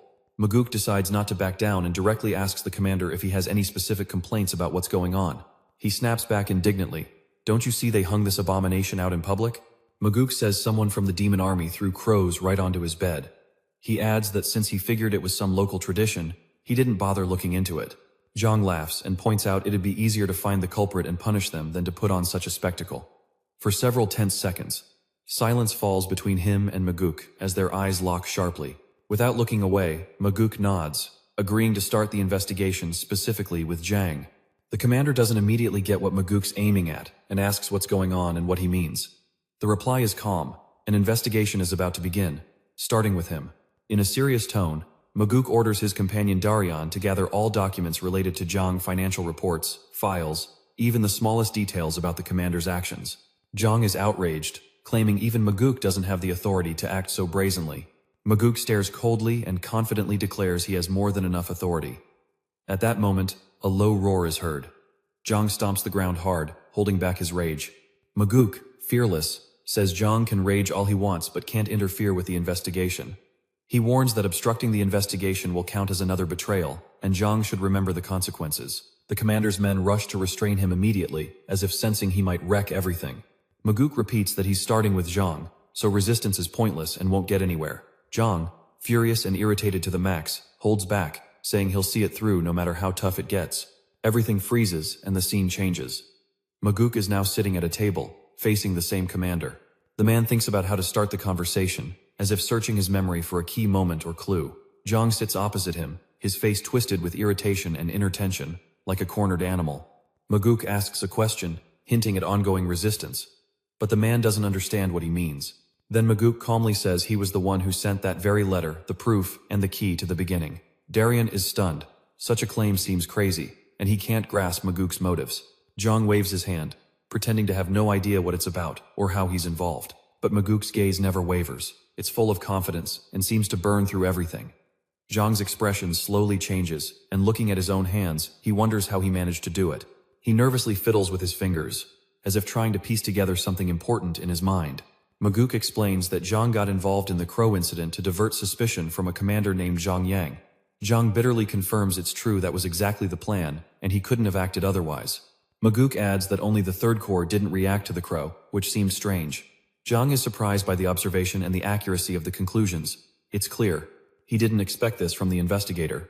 Maguk remembers that the commander's men had already tried to stop him and had expressed their concern. According to the man, his actions prove that Zhang can't turn a blind eye to what's happening around him. He stays silent. Everything was revealed too fast. He clearly didn't expect to be caught by the accusation. But Maguk hints that this isn't the only reason he reached that conclusion. The guy recalls how Darien talked about Zhang's explosive nature, which triggered some connections. An incident from a past life where the Third Corps commander has died comes to mind. It's very likely he was killed precisely because of that letter, an attempt to cleanse the army of corruption. Zhang admits he didn't know if the letter would work, so he didn't go into details or reveal everything. He didn't even think the second heir would come investigate himself. In charge, Maguk asks how he felt when he found out. Zhang says he felt ashamed because, at that moment, it seemed like everyone was doomed to fail. Maguk sighs deeply and bitterly notes that the young used to be much more cynical. Darien can't stand it and protests, saying he's actually younger, to which Maguk jokes. Yet, this thought won't leave me. What is this place really hiding? What's it so polluted with? The commander's face shows worry. He hesitates but decides to speak anyway. He explains that Zhang uses the army for his own gain, turning fighters into hired killers. Maguk is shocked. He thought Zhang just accepted bribes from martial artists. But if there's a murder behind all this, it's way worse. It's already a disaster. It's bad enough that masters act unchecked, but for money, it's game over. Darien is stunned. He can't understand how the system could be this rotten. Maguk thinks the scheme works by manipulating the First Corps' numbers, and that's very likely. Zhang is blown away to his core. Where did this guy get such knowledge? How did he uncover all the details? Maguk explains that the First Corps overreacted to the Raven, which gave him the idea. He adds that the Third Corps was too calm, while the first tried to stop everyone and swore louder than anyone else. The man then asks how Zhang himself came to the truth. He lowers his eyes and admits that the man accused of killing the previous investigator was his close friend. It was this friend who first decided to send the letter, hoping justice would be served. Maguk wants to know how close they were. Zhang struggles but says they joined the sect together, were like bros, and shared everything. Then comes the tough question of who he thinks is responsible for his death. The answer is clear. The order came from Zhang, and he was killed by a subordinate named Deng. Maguk notes that if all this is true, then we're talking about large-scale corruption within the First Corps, and if the investigator was killed, it shows how far they'll go to keep secrets. He starts doubting that his father and Meng really know nothing about this. It can't be true. Maguk is almost certain they're at least partially aware and are now just watching his moves. He thinks he's being tested to see if he can handle it, even if the enemy turns out to be Chongyang himself. Maguk tells the commander he had a truly loyal and willing friend. Zhang agrees but adds painfully that if he'd been a better friend himself, his friend would still be alive. Both men look at him with sympathy, recognizing the heavy guilt he carries. Maguk thanks him for his bravery, and his words truly touch the warrior's heart. The man's eyes glisten with held-back tears, and a few big drops still roll down his face. The boy he lost was a true bro, loyal, strong, and just until the end. Darien lowers his head silently, and Maguk falls into thought, realizing the full depth of the tragedy. He says seeing people like that gives him hope to save his lost demonic path. He's sure that if such people exist, then this world can still be changed. The key is to support them. The place the divine heavenly demon was supposed to resurrect should become a home for heroes like these. And even though Zhang fell in his past life, in this one his fate will change. He won't die anymore. Because Maguk's rebirth goal is to save those who shouldn't have died. Darien spoke to Maguk, noticing he didn't look anything like the guy everyone was spreading rumors about. The man asked in surprise what kind of stories were being spread about him behind his back. Darien admitted they said he wasn't worthy of becoming a celestial demon, and looked away apologetically. The guy looked at him calmly. saying even those words could be taken as a compliment. To him, being worthy of the celestial demon title was far from praise or glory. The sect, as it was before based on fear and violence, couldn't stay the same. He was haunted by the idea of change. And if it didn't happen, everything they built would inevitably collapse and vanish. The young man froze, unable to believe what he'd just heard, like lightning struck his mind. As Muguk turned and walked away, he dropped a word about the sect needing to change or everything would disappear. The next day, one of the Nirvana Pavilion fighters, out of breath, reported an urgent incident. They rushed inside the building, panicked, as if someone's life and future fate depended on it. Muguk, not hiding his anxiety, entered and froze. After all, he saw Darren, covered in blood, next to the injured man. The latter raised his voice, ordering everyone to stop and let him handle the situation. He asked Darren how bad his injuries were. Darren assured him he was fine, but the other victim was in much worse shape. The man noticed his comrade had broken ribs and ordered him taken immediately to the medical center. As the injured were carried away, Muguk stayed with Darren and turned to the other, asking if he was responsible. The answer was honest. Darren admitted his guilt, then Muguk demanded he explain why he attacked the investigator. The man explained he bumped into him with his shoulder in the hallway and didn't even think to apologize for his behavior. But Muguk noted it was probably Darren who shoved him, and that apologies wouldn't have saved him from his anger. The man clenched his fists and glared at him with hatred, but suddenly his lips twisted into a crazy smile. Through his laughter, Darren admitted yes, it was true, that's how it was, and he just took the chance to fight. Muguk said calmly that Darren and his group were poison, infecting everything around them with their evil essence. He exploded, demanding an explanation, and the man then explained that people like him were destroying discipline from within. Darren started arguing, calling those words nonsense and demanding to know what it was about. Muguk stated emotionlessly that Darren had killed his sect brothers last year, without flinching, and 2 years ago, in a bar fight, he killed 3 newcomers, lower-ranked sect fighters. The army leaders covered it all up, trying to hide their soldiers' cruelty from others. Darren shrugged and said the world was full of rebels who didn't respect the demon army as an institution. Muguk looked him in the eyes and asked if he knew he had the right to decide who to sentence to death. The man froze, stunned by that statement, and a wave of anxious silence swept the room. In that tense silence, everyone felt the tension rise. But Darren just laughed, not believing the threat. He thought Muguk wouldn't dare take decisive action, or have the guts to break the hierarchy. But Muguk declared that's exactly what he meant. People like Darren live trapped by their own image. At that moment, when he should have been scared, Darren just posed in front of his subordinates, unaware of the risk. The man had completely lost touch with reality, forgetting who he was and what he was supposed to seek. Muguk stepped forward and everyone around tensed, ready to draw weapons at any moment. Darren burst out laughing again, saying the attacker would come back to challenge the entire demon army. To that, the man calmly replied that at least he didn't hide behind his warriors' backs like Darren did. The man showed his wound and said Muguk should consider himself lucky since things went well. In response, Muguk declared he'd fight with one hand and that the fight was about to take place between the two. Darren realized things were getting serious and started looking for excuses, saying he'd complain to his dad if he got hurt. Muguk promised that even if he died here, he wouldn't take any responsibility for his actions. Darren was confused by what was happening and just smiled as he grabbed a weapon from his belt. The man, brandishing a blade, challenged him to a fight, thinking their chances were about even. Darren quickly warned Muguk that he was skilled with both hands, he was ambidextrous. Now it all made sense. That's where his confidence and aggression came from. Muguk, keeping his cool, drew his sword with his left hand and confidently pointed it at his enemy. The atmosphere was electric, tension thick in the air, and Darren struck first. Muguk skillfully dodged a blow, so powerful the ground behind him started cracking. Cracks spread across the ground, hitting Darren and several fighters standing too close. Darren lunged straight forward, but Muguk gracefully executed a risky leap, easily escaping the attack. Every follow-up strike from Darren was met with either air or a solid block from the enemy's blade. After landing, Muguk suddenly leaned forward. He grabbed the sword with a reversed grip and delivered a precise upward strike. The sharp blade sliced Darren's hand, which flew through the air with blood, like a discarded doll. Darren screamed in pain as his limb fell off, leaving a trail of crimson behind. Tired of the screams, Muguk smashed Darren's face with the sword's hilt, knocking out several teeth in one blow. The man collapsed to the ground, unconscious from the painful shock. His subordinates immediately rushed to attack, shouting they had to protect their commander. Darren warned Muguk to stay alert, but Muguk only responded with a dark look, full of rage and inner fury. In an instant, he landed 3 deadly strikes, piercing the throats of the closest warriors with his blade. Bodies hit the ground with a dull thud, pools of blood spreading quickly across the smooth surface. The shock overwhelmed everyone, Aaron and the others staring at the scene in stunned silence. Muguk, unfazed, declared these people were traitors who deserved neither mercy nor remembrance. Darren, still alive, started babbling something, begging for mercy, unable to speak without teeth. Muguk's gaze turned icy cold. He looked at Darren like he was a pesky cockroach underfoot. As Darren crawled on the ground, disfigured and humiliated, Muguk's eyes reflected nothing but disgust. He asked if Darren remembered what happened to the families of the men he killed that night at the bar. Darren looked up, but of course, didn't know, and didn't want to know what had happened to those people. Muguk smiled bitterly. That's exactly what he thought. This guy always pretended not to care. But those killed were fathers, sons, bros, and husbands to someone, and no one would be waiting for them anymore. He asked the final question.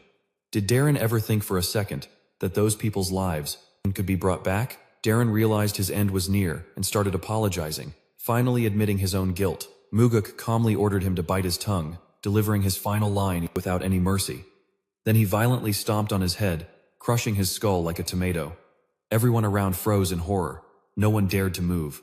Darren barely held back the urge to vomit. Muguk stood like a statue of rage, staring at the remains and whispering who he thought he was, killing members of their cult. Then the scene suddenly shifted. Women appeared before us, playing melodies on instruments. Apparently, they were some kind of elite courtesans. After all, the man standing next to them was pouring alcohol into elegant glasses, and it was none other than Jinyu. He mentioned hearing about the troubles the surface interlocutor had faced. Muguk, not hiding his annoyance, replied that everything that happened wasn't his fault but the result of a sudden conflict. The man noted that the commander of the First Corps was sent there for a reason, but out of extreme necessity, and that his actions raised a lot of suspicion. Muguk thought this man was nothing but trash, since he once served him, and now, instead of avenging him, she's making him look like the culprit, as if he destroyed everything himself. Jinyu took a measured sip from his glass and noted that even if he died during the investigation, he still managed to kill one of the demon army commanders. That means if everything comes out and an investigation starts, he's in for a rough time. He slowly looks up and casually asks Muguk how he feels about it. He suggests just ending this here and now, once and for all, no more complications. According to him, one commander and 3 of his subordinates are enough victims to close the case. Muguk thanks the man for such rare understanding in their circles. He admits that ending things cleanly is a commendable choice, but there's a serious problem. Jinyu shows interest and asks what the problem is. The man replies he has no confirmation or proof. He came here on official orders to investigate, but in the end, he has nothing. Nothing to report, even if he wanted to. Jinyu, with a slight smile, simply suggests finding something. But Muguk refuses, adding with a blank face that the last letter mentions bribes received in response to outside requests. This isn't something that can be hidden or covered up with sheer willpower, it's a serious matter. Jinyu looks at his glass as if pondering something important. Muguk adds that solid, convincing evidence is needed to close the investigation. He stares at the man while taking another sip. Then he declares it's up to Jinyu to get that evidence if he wants to close the case without consequences. The scene suddenly shifts, and the viewer sees Darren asking Muguk what he's doing here. The man replies he came to visit the wounded, then asks why. His interlocutor looks so surprised. Darren says the demon healer is already helping him and thanks him for arriving just in time, as if fate itself led him here. Muguk nods reservedly, like saying, of course, even though he's a temporary investigator, they're still colleagues. Darren feels a bit awkward, unsure how to respond to such kindness. At that moment, an older man's voice asks if the second young master is here. Muguk turns around, and the viewer's gaze finally lands on the demon healer. He's a master recognized in his art, the court's most skilled healer, who doesn't provide aid to just anyone. He only works with those whose importance is unquestionable. His gift is too precious. Muguk worries about the victim's condition, and the doctor assures him the patient's life isn't in danger, though full recovery will take time. The man notes some wounded suffered fulfilling the cult's will, and requests the palace's best medicine be used on them. The doctor promises to do everything properly, but suddenly, Muguk feels something strange. He starts to sense that everyone's faces around him are glowing with joy, like everyone's smiling just for him. They all begin thanking the man with unexpected enthusiasm, making him uncomfortable. He awkwardly coughs, as if to ease the tension, then quietly leaves the room. Darren asks what the demon army commander said, and Muguk replies that he wants to close the investigation and leave. According to him, all responsibility should fall on the First Corps commander. Darren is shocked after all, his most loyal subordinate just died, and he talks about it so calmly. Muguk retorts that the subordinate wasn't particularly useful, just more used than others, and a new interpreter will be found to replace him tomorrow. Darian asks what the plan is now, and Muguk says he's thrown peace aside and is now watching how Jin Yong will act. Darian asks for clarification on what he means by bait. The man smiles mysteriously and says he'll explain everything when Jin Yong shows up. Darian then asks what he should do himself, and Muguk invites him to grab a drink together to not waste time. Darian thinks for a moment, then smiles and says drinks are on him today, fair enough. Muguk smiles back, genuinely for the first time in a long while. The next day, the scene shows a table covered with papers and books. Muguk sits down, and Darian says all this came from the demon army. On the table are assassination order records, along with bills, thousands of bills found in the First Corps commander's house. Looking at all this, Muguk smiles. It means his bait worked exactly as he hoped. He now wants to find out who the smartest and sharpest person in the First Corps is. There has to be someone who compiled all these documents, reports, and orders. He plans to meet Jin Young again, and at the same time, buy time to track down this smart person. In the next scene, we see him standing in Jin Young's room, saying they now have proof. The man is happy and relieved, noting all that's left is to settle things and celebrate. He's already booked the same room they used last time, but Muguk insists there's a problem that can't be ignored. Jin Young is surprised and asks again if a new issue has come up. Again, and what is it this time? Muguk explains the evidence comes directly from the demon army, and by the rules, they were supposed to find it themselves. Jin Young asks if the source of the evidence really matters that much, and the man confirms it does, explaining how. After all, the senior advisor isn't an idiot, and if he finds out where the documents actually came from, he'll immediately suspect tampering during the investigation itself. Jin Young thinks for a moment, then admits Muguk is indeed smart, asks what he should do now. Muguk thinks they'll have to run a fake investigation, stage a large-scale interrogation, but only for one day, to create the appearance of a real investigation. He asks Jin Young to help with this. Jin Young looks at him with a dark expression, as if struggling internally, with himself. Muguk clarifies he doesn't like it either, but they just have to follow the formalities. A few minor documents will do. Jin Young, though reluctant, agrees, promising to order his subordinates to cooperate. Muguk understands the plan might work, and adds with a slight smile that he doesn't need important papers. He's interested in the oldest documents, those used to recruit the army, as well as the wills left by those who took part in deadly missions. He needs these documents to study the handwriting, and figure out exactly who's behind drafting the orders and contracts for the killings. The scene shifts again, and we see a man tied to a chair. This is Younggu, one of the members of the First Corps. He asks why he's been caught and brought to this room, and Muguk, silently watching him, replies that he's the one who forged the murder order records. Younggu immediately says he doesn't understand what's being said, like he's hearing it all for the first time. Muguk notes he wasn't expecting a confession. The guy was probably just following orders, and now all they want from him is the truth. Younggu keeps insisting he didn't forge anything, and that he received no orders. The man replies he fully understands why he's acting this way. Most likely, he's terrified Jin Young will kill him.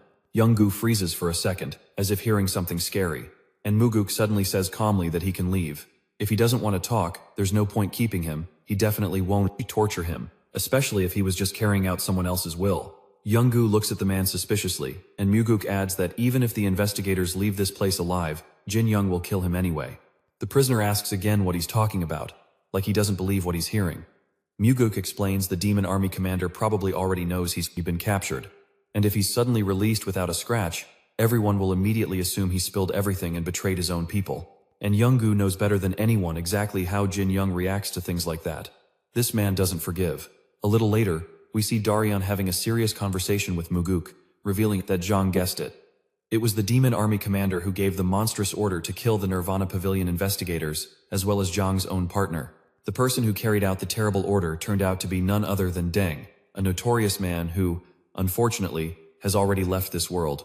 Moreover, this man managed to leave behind a long trail of blood, having committed many horrific atrocities. Muguk is lost in thought, processing what he's heard. Even though Darian says it clearly, they massacred many people, without distinction based on status or age, but someone as influential as the demon army commander definitely wouldn't willingly join the chains. Muguk stays silent for a moment, then suddenly declares he has no intention of stopping anyone. This cold-blooded man states his plan is to kill the commander, without hiding his intent. Darian can't help but be shocked. He clearly didn't expect his ally to take such a radical step. Muguk calmly explains that if Cheonhyang is arrested, Champo will immediately intervene, as he won't allow his bro to be executed.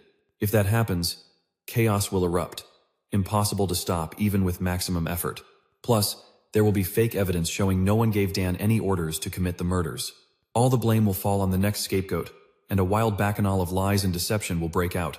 But the key point is, if this commander stays alive, he'll start wiping out everyone who knows the truth just to keep them quiet. Even Zhang himself, who wrote the letter, will end up dead, along with anyone who tried to protect him, including all the fighters of the Third Corps, and of course, Daryon himself will be among the dead. But if the demon army commander is killed during the arrest, everything will play out in a totally different way. There's only one thing left to do: present the proof of his guilt to close this dark chapter forever. Daryon, worried for his bro, wonders if Muguk will be Champo's next target. Muguk calmly replies that in this world, not everyone seeks revenge for their fallen loved ones. This is especially true for the Bloody Sky Sword, a man who doesn't waste his life on revenge but acts with wisdom. Daryon asks where his bro is headed, since he's clearly planning something. Muguk reminds him he already shared his plan. He's going to kill Chongyang, all while flashing a satisfied smile. Daryon wants to know if he's really going to do it now, without a second thought. Muguk appears before us, already seated at the table, announcing the investigation is over, all thanks to Chongyang. Chongyang replies with relief, glad to hear it, as if a heavy burden of guilt and stress has been lifted off his shoulders. With a hint of sadness, the man adds he'll be sorry to part ways with Muguk, as if he were a longtime friend. Muguk says that if fate elevates him to successor, he'll definitely repay the kindness he's received. Chongyang smiles, recalling those words, and says he'll never forget Muguk's honest behavior. Muguk lowers his eyes, admitting his greed has gone so far it'll be impossible to forget what happened. He suggests celebrating the completion of the task, as is fitting in such situations, even if it's under the shadow of grief. Chongyang nods in agreement, supporting the idea they should definitely drink until the investigation's over. Muguk slowly starts pouring the drink into his bro's cup, as if preparing for a ritual. But suddenly, Muguk asks an unexpected question. Why did the man decide to do exactly this? Chongyang smiles slightly, as if he doesn't understand what the other means or why this is starting. Muguk reminds him he already has enough wealth to live comfortably to old age. So why was it necessary to drag the demon army into this room just for profit and new privileges? Chongyang looks at him again with the same piercing gaze that never changes under any circumstance. Then he slowly sets the glass down and says, such questions should be directed to the deceased commander of the First Corps. Muguk is surprised. How can a doll know anything when it has neither will nor consciousness? Xie Ouyang wonders what he's really trying to say with that, looking deep into his soul. Muguk admits he's just interested in uncovering what's behind his bro's cold face. Chongyang doesn't take his eyes off him, watching closely, but Muguk continues without hesitation. He suggests that inside the man there's only the darkness of greed, with not a drop of compassion. Xie Ouyang loses his cool and, in a fit of rage, shatters the glass in his hands, shards flying everywhere. He screams in fury, accusing Muguk of madness, as if he's completely lost touch with reality. But Muguk replies that it's the man in front of him who's gone crazy, accepting such basic orders just for profit. Xie Ouyang releases a furious aura into the air, overturns the table, and yells that he's tired of all this chatter. And Muguk remains seated, calmly sipping from the cup, showing no trace of fear or excitement. He looks up, and there's no flicker of fear in his eyes, only calm. Xie Ouyang suddenly feels a sharp pain in his chest and his gaze drops, confused. A blade sticks out from his body, the same sword that just pierced him, like a judge delivering punishment. Muguk lifts the cup and slowly drinks the rest of the drink, as if accompanying an enemy on their final journey. He uses the Celestial Strike technique, the fifth skill of the greatest floating sword art. The cup falls from his hand and shatters loudly, as if to put an end to this matter. He stands and addresses the dying man. He's under arrest for using a demon army and committing murder. Xie Ouyang's body is covered in cold sweat, and he's starting to go into shock, his heart beating slower and slower. He struggles to say this doesn't feel like an arrest, since blood is flowing from the sword, not from chains. Muguk says with a slight smile that execution was inevitable anyway, so death might as well come sooner. He tightens his grip, pulling the sword from his enemy's body, sending another wave of blood from the wound. He doesn't say a word, just silently looks at the man, saying goodbye without regret. Xie Ouyang chokes on his own blood, a scarlet flood filling his chest and mouth, and he collapses, dying on the spot. At that moment, the Nirvana Pavilion members rush into the room, shock written all over their faces. Muguk glances at them, and when they see Xie Ouyang's body, they're all stunned without exception.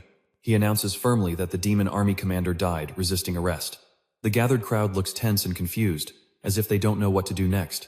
Maguk orders Darien to immediately arrest all members of the First Corps and place them in custody. This case will be officially investigated, and those responsible will be punished according to the laws. Darien confirms the order confidently and firmly, stating it will be carried out. Maguk then turns to Zhang, ordering everyone except the First Corps members to cooperate with the investigation. He reports that the pavilion investigators now have full control over the case. Every order from Maguk now carries the weight of a sect leader's decree and must be executed immediately.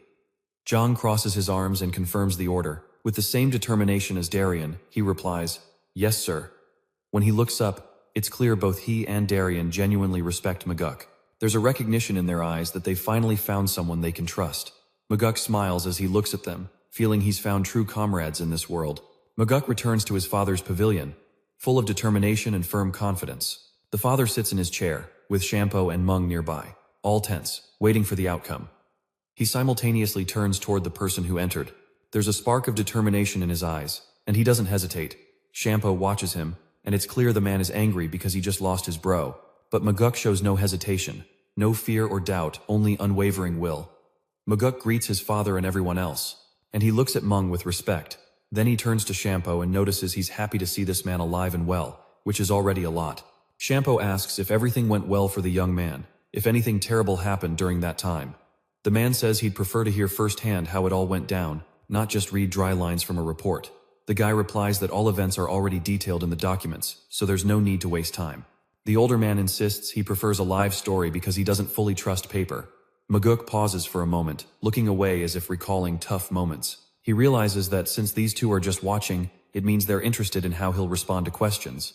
The man reports the investigation revealed his bro was guilty of serious crimes, and at the moment of arrest, he tried to kill him, for which he apologizes to everyone for the bloodshed of a family member. Shampoo assures him it's all good, and he holds no grudge, since the culprit deserved fair punishment. Though he admits some parts of this story make him doubt, and don't quite add up, not really in his right mind. He says the bro might have been insignificant, but there's no way he was dumb enough to attack after being exposed. Maguk suggests that when the trouble started, he probably turned to him for help, and in return, he got stabbed in the back, because his bro decided to get rid of the witness and cover his tracks for the sake of survival. The man admits he doesn't understand his bro's true motives and can't give any clear answers. Maybe he just couldn't handle the shame of being caught by someone younger and lost his cool. Chimpa says he saw the body before arriving and noticed the chest was pierced by a precise strike. That shows Maguk's combat skills are way higher than he thought if he could pull off something like that. The young man looks away, not wanting to brag, and says it's all thanks to his dad and his instructions. He adds that Chongyang was confused and couldn't use his full strength against him. Chimpa smiles slightly and thanks the man for his honesty, saying his words have eased his soul. The man replies regretfully that there's no need to thank him, he just feels guilty about what happened. He killed not only a student but also his own bro, and still sees no anger or blame in Chimpa's eyes. The man notes that even rage has limits, or else it turns into complete madness. Chimpa bows deeply to Maguk's dad out of respect and gratitude for everything he's done. The dad looks at him sadly, but Chimpa makes it clear he doesn't need any pity at all. The gray-haired man says it's time to prepare for the funeral and advises Chimpa to rest a bit. He nods in thanks and heads for the exit without another word. On the way out, Maguk wonders if maybe the bloody sword of heaven wants to say something to his dad. Maybe it feels everything was done too harshly and wonders if there was another way. As the door clicks shut, Maguk notices the job was perfectly done. The evidence was collected flawlessly. Everything went smoothly, and he wonders if the man got hurt. The man replies he's perfectly fine and sincerely thanks them for their concern. Looks like Maguk is about to congratulate him, but he cuts him off and asks what he meant. Maguk just waves it off, not wanting to get into it, when an unknown man enters the room. He reports that the sect leader sent a reward for their efforts and loyalty. The man opens the box, revealing a luxurious, breathtaking sword inside. Maguk can't hide his surprise. He's never held such a gorgeous weapon in his hands. Maguk informs that the sect leader will grant him the Black Demon Sword, a sign of the highest honor. The man says he knows this sword is as valuable as the White Demon Sword and not inferior. Maguk smiles and jokes to his dad that the white sword would suit him better, in spirit and nature. The dad sighs deeply, noting the black sword fits him much better and more accurately. The boy slowly draws his sword, saying maybe his dad doesn't understand him well enough. He unsheathes the blade and notices that even without internal energy, it radiates a freezing cold. He can't hide his admiration. smiling as he sees the tears he holds in his hands. The dad looks at his son with pride. Even Mage can't help but notice that look. He understands his dad is truly proud of his youngest son and admires his strength. Mage sheathes his sword and says such a reward is too generous, even terribly excessive. The man calmly replies, no, he fully deserves all of it thanks to his feat and courage. He says the problem with the demon army commander was one of the sect's toughest, and he admits he didn't expect such a clean, quick, and decisive finish from Mage himself. He asks the dad if he thinks his son could take on such a challenge. The dad admits no. He thought it would be a miracle if he came back alive at all. The man says he knows the dad wasn't that pessimistic since he sent him after all. He believed in his strength, knew he mastered the ascending sword art, and had acquired the demonic essence. Though maybe the dad didn't expect Chongyang to die right there on the spot in that merciless battle. The boy looks at the sword again and says he understands the gift is a hidden message for Chimpa. They say that even though Muguk earned a lot, he won't let his son's name be tarnished, not even by a hint. Muguk immediately bows, clasps his hands, and expresses gratitude for such a precious gift. He smiles, realizing the true meaning of the gift, and fully acknowledging it. The father's eyes still shine with pride, reflecting respect for his son's courage. Son. But keeping his dignity, he says now his path is clear, and he can leave. Muguk smiles slightly, and steps out of the celestial demon's pavilion, feeling all eyes on him. Chimpa's voice is heard, noting that today is especially sunny and suggesting they talk. He looks away, and Muguk thinks to himself that he expected this he couldn't leave without having the last word. Muguk steps forward, and Chimpa glances at the sword, clearly irritated. Muguk deliberately turns the blade so his opponent can see it better.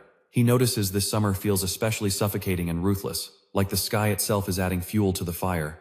Chimpa lets out a roar the next second, unleashing a terrifying, deadly aura. With furious rage that almost breaks his voice, he calls his opponent a degenerate and worthless, claiming he dared to viciously attack his own brother and take his life. And now, he'll be torn to pieces, which Chimpa will personally carry to the mass grave as a sign of vendetta and respect. The heat radiating from Chimpa is so intense that Muguk has to close his eyes to avoid burning his face with his gaze, like a raging flame right in front of him. But the man is still full of rage, his eyes burning like a glowing blade, piercing the air and stabbing his enemy. His clenched teeth grind with a dull, screeching sound, like a beast preparing for the final blow. Yet after a moment, the beast returns to human form.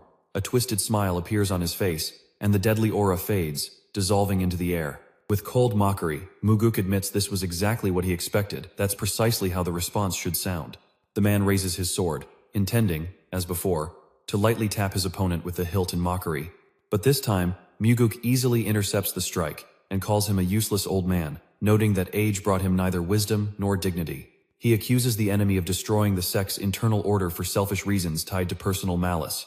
And if he dares to interfere again for his corrupted brother's sake, his body will be cut to pieces and hidden in darkness so deep no one will ever find it. It's clear even Chimpa's pupils trembled for a moment. A barely noticeable fear flickered in his gaze. Muguk, as if pondering his actions, smiles again, releases a fleeting wave of deadly intent, then instantly snuffs it out. As if to imply that if he'd heard such words from Chimpa, he would have responded the exact same way, with the same fervor and steel in his voice. Chimpa, shocked by what just happened before his eyes, can't believe the reality of the moment.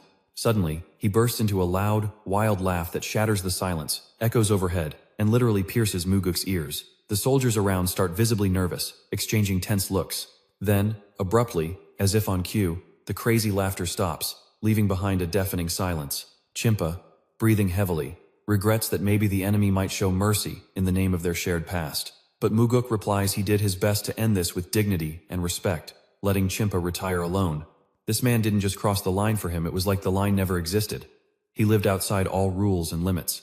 Chimpa looks up at the clouds, as if realizing the weight of those words for the first time, and silently nods, accepting the truth.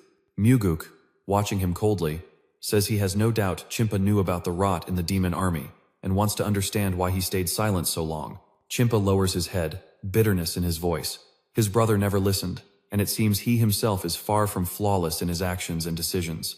When this man learned that his bro was dead, he felt an unexpected and almost scary relief, even though he still felt desire for him. He thought that now, finally, no one would stand in his way or stop him from breathing freely.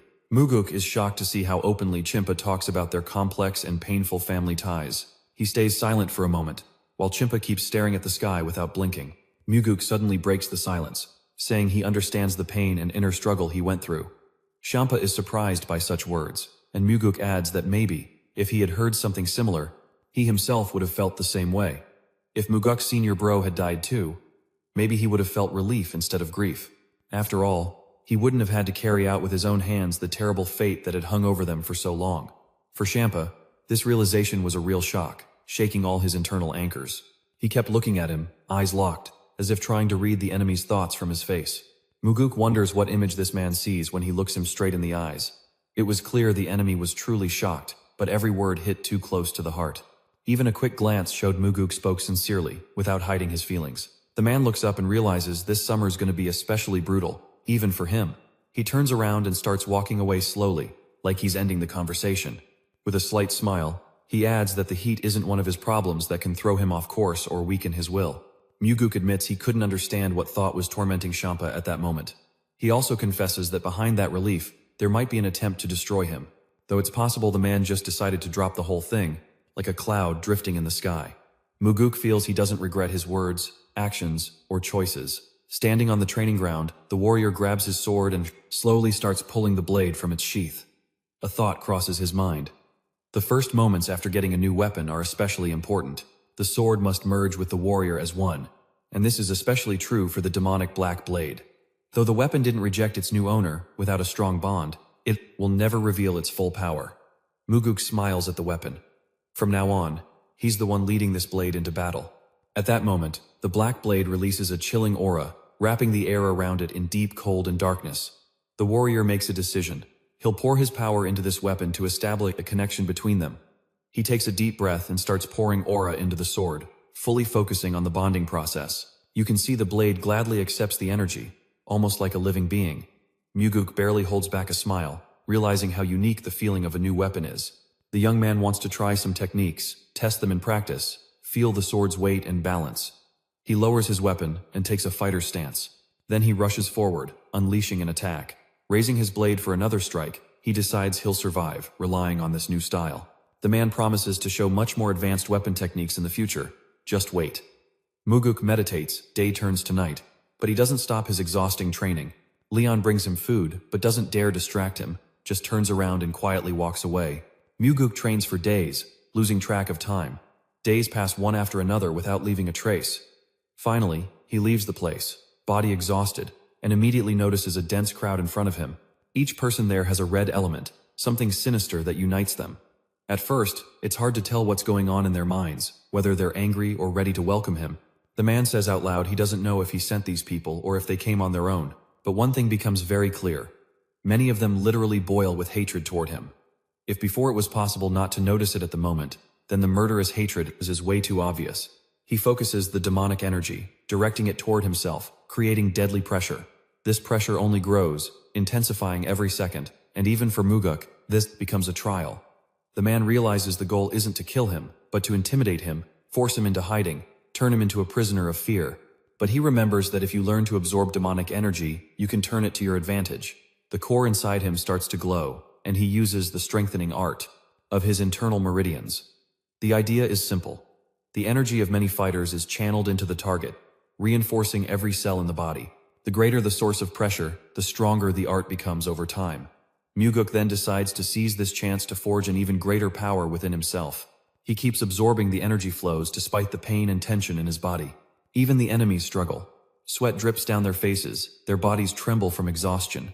Muguk advances, cutting through the ranks, while people step back, watching him with growing fear. The energy still flows inward, penetrating deeply, filling the meridians throughout the warrior's body.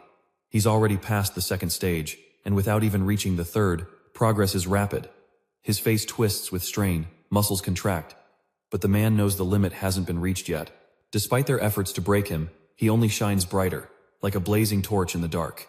He passes the fourth stage and nears the fifth, the final one, as a bright light flickers around him. The man opens his eyes, stunned to see the deadly energy around him vanish without a trace. Looking around, he notices the fear on everyone's faces. No one expected him to absorb it all. He stops in front of one of the men and stares him down without looking away. The man recoils in horror and literally loses control, stepping back and scrambling out of the way. The others start to part behind him, acknowledging his dominance. There's no other choice. Now, he understands these people have finally realized he can't just be broken or intimidated. Walking through the crowd, Muguk feels confident. Every step confirms his status. He smiles, as if silently saying the swordsmen finally recognize his strength and power.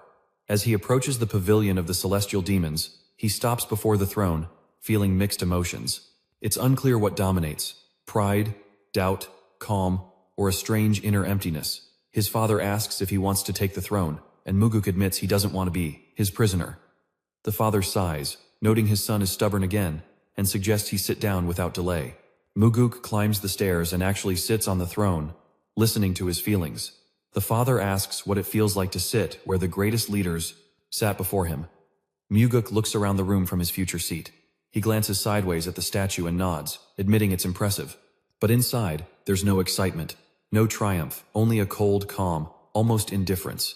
The father, watching him, admits he felt the same way when he first sat on the throne. Muguk remembers his father killed many people, including his own brother, to claim this throne. Now, he wants to know what the man felt if it wasn't pleasure or satisfaction. But before he can ask, his father says the swordsmen came, of their own free will. Chimpa didn't send them. Each made their own choice, which surprises Muguk a bit. A slight irritation crosses his father's face, and Muguk explains he tried to stay calm. But as soon as he left the hall, his body betrayed him, trembling like after a violent storm. The father asks with interest if they were so scary they made him shiver. Muguk replies he wasn't afraid of the fighters themselves, but of his own mistake, his bad decision. If one of them hadn't held back and attacked, his end would have been almost certain. Even if he survived, the consequence of killing the swordsman would have made him an unacceptable leader. That's what scared him the most. The chance of ending up back in a moment, where every word decides fate. At that strange moment, he thought of his father and couldn't understand where this desire came from. The father, with his usual severity, said a demonic man doesn't look back. He moves forward. Muguk is surprised. The phrase sounds harsh, almost heartless, but he senses a hint of consolation. The father stays serious, showing no emotion, and Muguk allows himself a slight, genuine smile. Muguk admits he long wanted to suggest replacing the demon statue with a woman, a beautiful living woman. He jokes, maybe one of the 4 colors of the Central Plains, to lighten the mood. The father barely hides a grimace, obvious disgust on his face, and Muguk realizes he said something stupid. He laughs and admits he started spouting nonsense as soon as he left the room, then invites his father to sit. The warrior stands, turns, and walks away down the stone steps, away from the throne. But suddenly, he freezes, turns back, and asks if it's possible to kill Chimpa, briefly, without emotion. The father stays silent, but it's clear on his face that this silence hides an unexpected joy. Muguk's father immediately bursts out laughing, as if he'd just heard the dumbest joke of his life. He confidently declares that even if his son could finish off the demon commander in a fight against Chimpa, that guy wouldn't stand a chance of surviving, let alone winning. Muguk is stunned and tries to figure out if his father set up some kind of test and why he triggered the conflict if he ultimately doesn't intend to take responsibility for the consequences he caused. The gray-haired man, smiling, says that in the end, he always takes responsibility. He even lets Muguk lead the Nirvana Pavilion as a reward for his loyalty. The boy doubts, noting it's still just the inspection office, not some real power position. Yet, for some reason, they still want to make him a manager, despite obvious inconsistencies. The older man asks if his son ever dreamed of maintaining order and discipline in the clan. After all, those were exactly the words of a young fighter striving to become the backbone of an entire sect. Muguk doesn't yet know if he's just a pawn in someone else's game, and wonders if his father even cares whether his son survives this deadly journey or just dies. As their eyes meet, like 2 MMA fighters in a ring, the silence is tense as a wire. The boy finally realizes guessing what's going on in his father's head is pointless, a waste of time, so he decides to act based solely on his own conclusions and the words he's heard directly. He remembers the man who left a coded message for the kids on a stone. He could just as well drag them into a deadly game if it suited him. Clenching his fist with determination, the boy decides that if he's really sent to kill a bull in a fight, then at least give him a sword in his hands, or else it won't be a fight, but a one-sided massacre of a victim. The gray-haired father wonders if his son has any requests after recent events, and Muguk, holding his breath for a few seconds, says he'd like access to the demon archives. The older man reacts with genuine surprise, not expecting such an unexpected request. After all, those archives hold the rarest martial arts manuals of the Marima schools. Only a chosen one can enter, like the celestial demon himself or someone close to him. The father, squinting, says if his son thinks he'll find the ultimate martial art there, he's mistaken. Even the technique names in those manuals will sound too pretentious, let alone the actual content. And to understand even half of them, you need to be not just a master, but a true martial path maniac. The man admits there are indeed too many manuals, and they're too complicated in those archive walls. With a sly smile, he admits he still wants to try his luck as a player. The father watches the boy closely, unsure what hidden intentions lie behind this request. Muguk feels a burning tension run through his body from his father's reaction, like a current in a closed circuit. But finally, the man agrees and grants his son access to the archives, but only for 7 days. The boy thanks him respectfully, without losing his dignity, realizing there might not be a second chance. The scene shifts inside the archives, revealing a huge, silent, majestic library. The boy remembers how he once returned to the celestial demon cult, which was already closed by then, hoping to obtain the secret demon's soul, despite officially being considered dead for a long time. He had left the sect years ago, and his face had changed so much. Over the years, he became invisible. The path from an ordinary warrior to the rank that allowed him to meet the new cult leader was extremely thorny, and it was from this leader that he first heard about an ancient art called the 4 Steps of the Wind God. It wasn't just a technique, it was the greatest movement art, compressed into 4 moves. It was once just a support element in the celestial demon's fighting style but was later forgotten. The art vanished from manuals and masters' memories, turning into a lost myth over the years. However, it was said the last person to master this art was Y.O. Baekdo, the leader of that very sect. The screen shows Baekdo himself, recounting how he became a leader after NY, finding a manual in the sect's archives. Maguk wonders, if the manual was really in the archives, why did everyone think it was irretrievably lost? The answer was surprisingly simple. The item wasn't actually on the shelves, and no one looked for it elsewhere. The man looks down and slightly to the right, his eyes lingering on the floor near the farthest shelf. Suddenly, he notices a dusty volume hidden beneath one of them that wasn't in the catalog. He lifts it with one hand, showing his strength. This man is clearly not someone you'd call weak. Then a memory flashes where he asked Baekdo where this knowledge artifact was hidden, and the leader, taking a big gulp of alcohol, replied that the manual served as a support under the 19th shelf. The man pulls out a book covered in decades of dust that no one had noticed all this time. He looks satisfied, realizing the manual had actually been there the whole time. He opens the ancient tome and starts reading, the pages whispering secrets forgotten by hundreds of generations. It is said that 4 steps are enough to circle the world without leaving a trace. The man smiles reservedly, thinking the art consists of 4 main moves: Shadow Step, Shimmering Step, Passive Exile, and finally Death Step, which crowns the path. The first move, Shadow Step, was designed to stealthily penetrate enemy lines. At first, it allowed a person to vanish from sight, as if dissolving into the surrounding shadow. But as the art was mastered, the number of those who couldn't see the fighter steadily increased. Eventually, one could disappear even under Dizendu's gaze, as if becoming invisible. The second step, Shimmering, is for defense and helps find an escape route when threatened. Even if the enemy is already striking, the art can quickly get you out of a desperate situation. The third, Death Step, shatters the enemy's defenses, breaking through their ranks like a storm without warning. The fourth and final step is Swift, a move so fast that even the concept of speed feels off, as the fighter literally vanishes over the horizon. This is already something from the realm of legends, the Flash level, only embodied in Muram's reality. We see Maguk sitting in deep meditation, immersed in studying ancient knowledge. Then there's a time skip, exactly this day passing outside the pavilion. The next shot shows his father's pavilion. Maguk's confident voice speaks reverently about his return. The father looks at the boy, interest appearing in his eyes, as if seeing him for the first time. He wonders what his son learned while inside the mysterious archives. Maguk smiles slightly and says reservedly that he studied the art of combat movement. The older man asks which technique he mastered and replies, the 4 steps of the Wind God. Hearing this, the father is shocked, as if he heard heresy, refusing to believe what he just heard. He immediately demands an explanation, convinced it's impossible for his son to master the lost Shadow Step.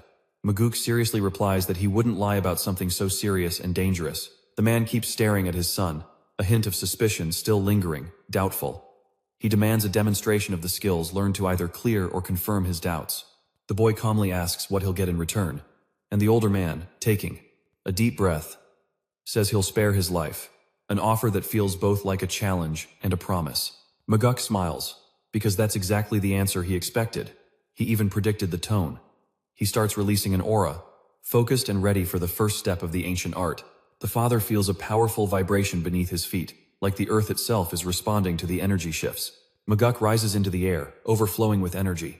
The boy's eyes snap open, and at that moment, he activates Shadow Step, and everything begins. The sight is breathtaking. Maguk's legs start fading from view, as if dissolving into thin air. For the first time in a long while, a genuine, raw emotion appears on my father's face: surprise. He can't help but gasp in awe as his son begins to dance through combat right before him. Thanks to Shadow Step, the boy moves with grace, like a shadow blending into space. The lower half of his body becomes almost transparent, as if transforming into something unreal. At times, it even seems like he vanishes completely, erased from reality forever. His father asked him about the origin of the four-step wind god technique. The boy, looking up calmly, said he learned it by studying the texts from the celestial demon archives. The man looked at him suspiciously, doubting his son would dare lie to his face. The young man replied with surprise, not understanding why his father couldn't believe it was the pure truth. The father confidently claimed such a technique didn't exist at all in the celestial demon archives. He insisted that it was in his scrolls and books that he first discovered this unique art. Then the father began suspecting his son was playing a clever game, desperately trying to trick him. The boy carefully suggested reconsidering. Maybe the technique was just misplaced in a wrong section, forgotten somewhere else. The father froze with a cold stare, then admitted he knew the manual was indeed inside the safe. The man explained he stumbled upon the technique by accident, not even looking for it, but while engaged in other research. The father's gaze grew suspicious and heavy, as if he couldn't shake off doubts and worries. Yet, in the confident young man's eyes, there was no hint of doubt, nor any sign of lying. The father asked exactly where the book was hidden, and the man honestly answered, "Under the shelf." That shelf was crooked, and he found the manual while trying to straighten it. The father exhaled heavily and said he knew perfectly well that an important part had been deliberately removed from the book. The man raised an eyebrow in surprise and asked where such confidence came from, where his father got that info. The father replied mockingly that it was exactly what he himself would have done if he needed to hide something. He headed toward the throne, stopped halfway, and expressed his desire to hear the full technique. The boy just chuckled lightly. He had long expected everything to lead exactly to this turn of events. His real goal wasn't to take the throne or defeat his father, but to end Morphin and save him. Above all, he dreamed his father would give up the throne and become a wanderer, seeing the world with his own eyes. So he didn't mind teaching him the four-step wind god technique, but he didn't want to do it for free. The father spun around abruptly, a fiery spark in his eyes, signaling a fight. And the young man added with a smile that in this world, no treasure is gained without some kind of exchange.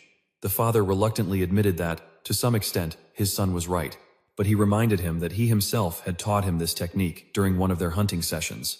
The boy immediately recalled it was revenge for the booze his father was actively drinking back then.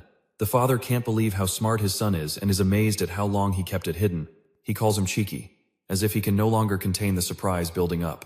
The young man laughs, saying he was just waiting for his power to reach its current level. The father asks the key question: what does the boy want in return, and at what price is he willing to share his knowledge? The man says firmly that he needs the celestial demon's defense art, and nothing else. This legendary art protects the user's body, and can only be learned by a celestial demon. Mastering it grants near immortality. It's like a second life given for free. The father flat out refuses, claiming it can only be passed down to the successor or the demon itself. The young man smiles, suggesting they keep it all a secret. No one will ever know. The father looks at him in surprise, not believing his son dared to propose such a thing. The boy explains that the defense art doesn't show outwardly, it's invisible to eyes and senses. The father falls silent, realizing he's trapped but already too deep to refuse. The boy says he'll leave to think it over and give a final answer later. He'll take his time to consider everything. The father, not wanting to waste time, demands he teach him the 4 steps immediately. The boy turns, surprised at how easily his father agreed to the deal. Since the conversation already started, why not begin learning right now? The father, with a smirk, asks if his son's afraid of breaking his word and not fulfilling the condition. The boy looks at him firmly, respect in his eyes, leaving no room for doubt. The father nods and tells him to start explaining right away. The young man agrees, and the process begins. The manual's pages are full of codes, their eyes silently locked. The father proves he's, damn, a born genius who grasps secrets faster than anyone. Meanwhile, there's a breathtaking view of the city, the scene looking like a movie shot. The father, fully focused, controls his aura, then slowly opens his eyes, filled with calm. The boy asks if he should repeat the explanation in case anything's unclear. The father confidently says he remembers everything. Then he literally vanishes from where he stood, as if dissolving into thin air. The young man looks around, surprised, and notices his father already making the first move.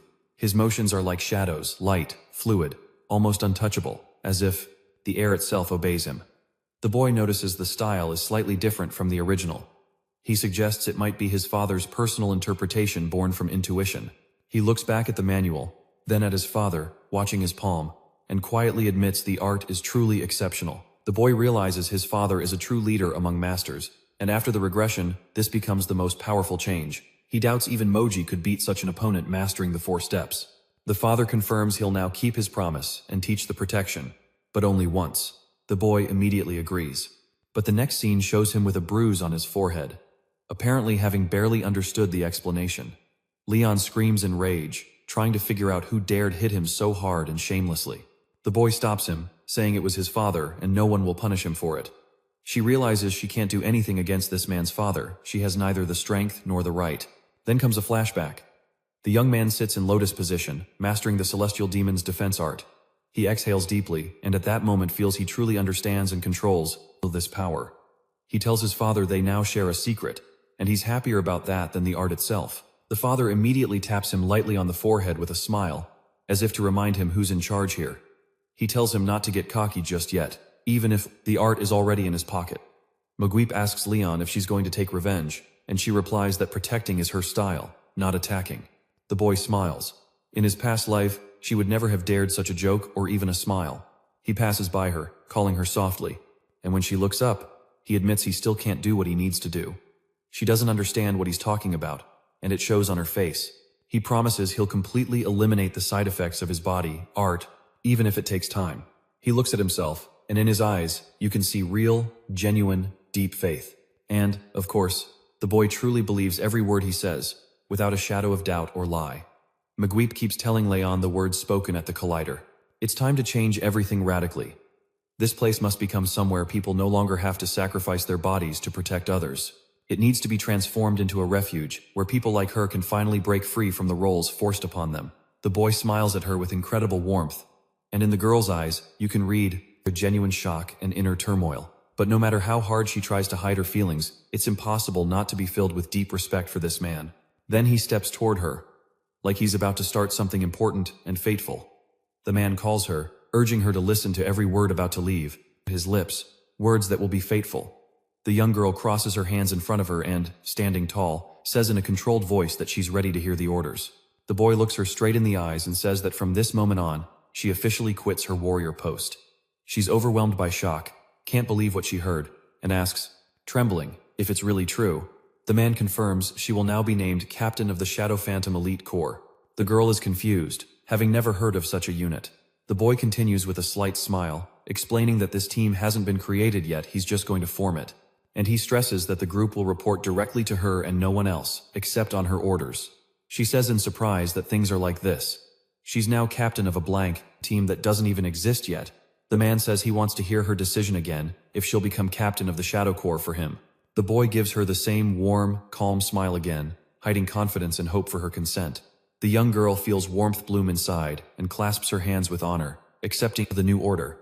Later that evening, the crowded bazaar buzzes with the sounds of late buyers and their footsteps. At the edge of the lively market stands Mage, thinking aloud about what Leon said regarding creating a personal team. But such a task requires massive resources. It's far from a simple venture and will demand determination. Managing a new organization will need significant capital, and that has to be raised somewhere. The man decided to take advantage of an incident that happened before his temporary return. A voice rises from the crowd. One of the fighters introduces himself as Yang Dong and declares he is in charge of the mission. The task is extremely risky but well paid, demanding extreme focus. He warns that anyone who makes the slightest mistake or negligence will fall under his hand.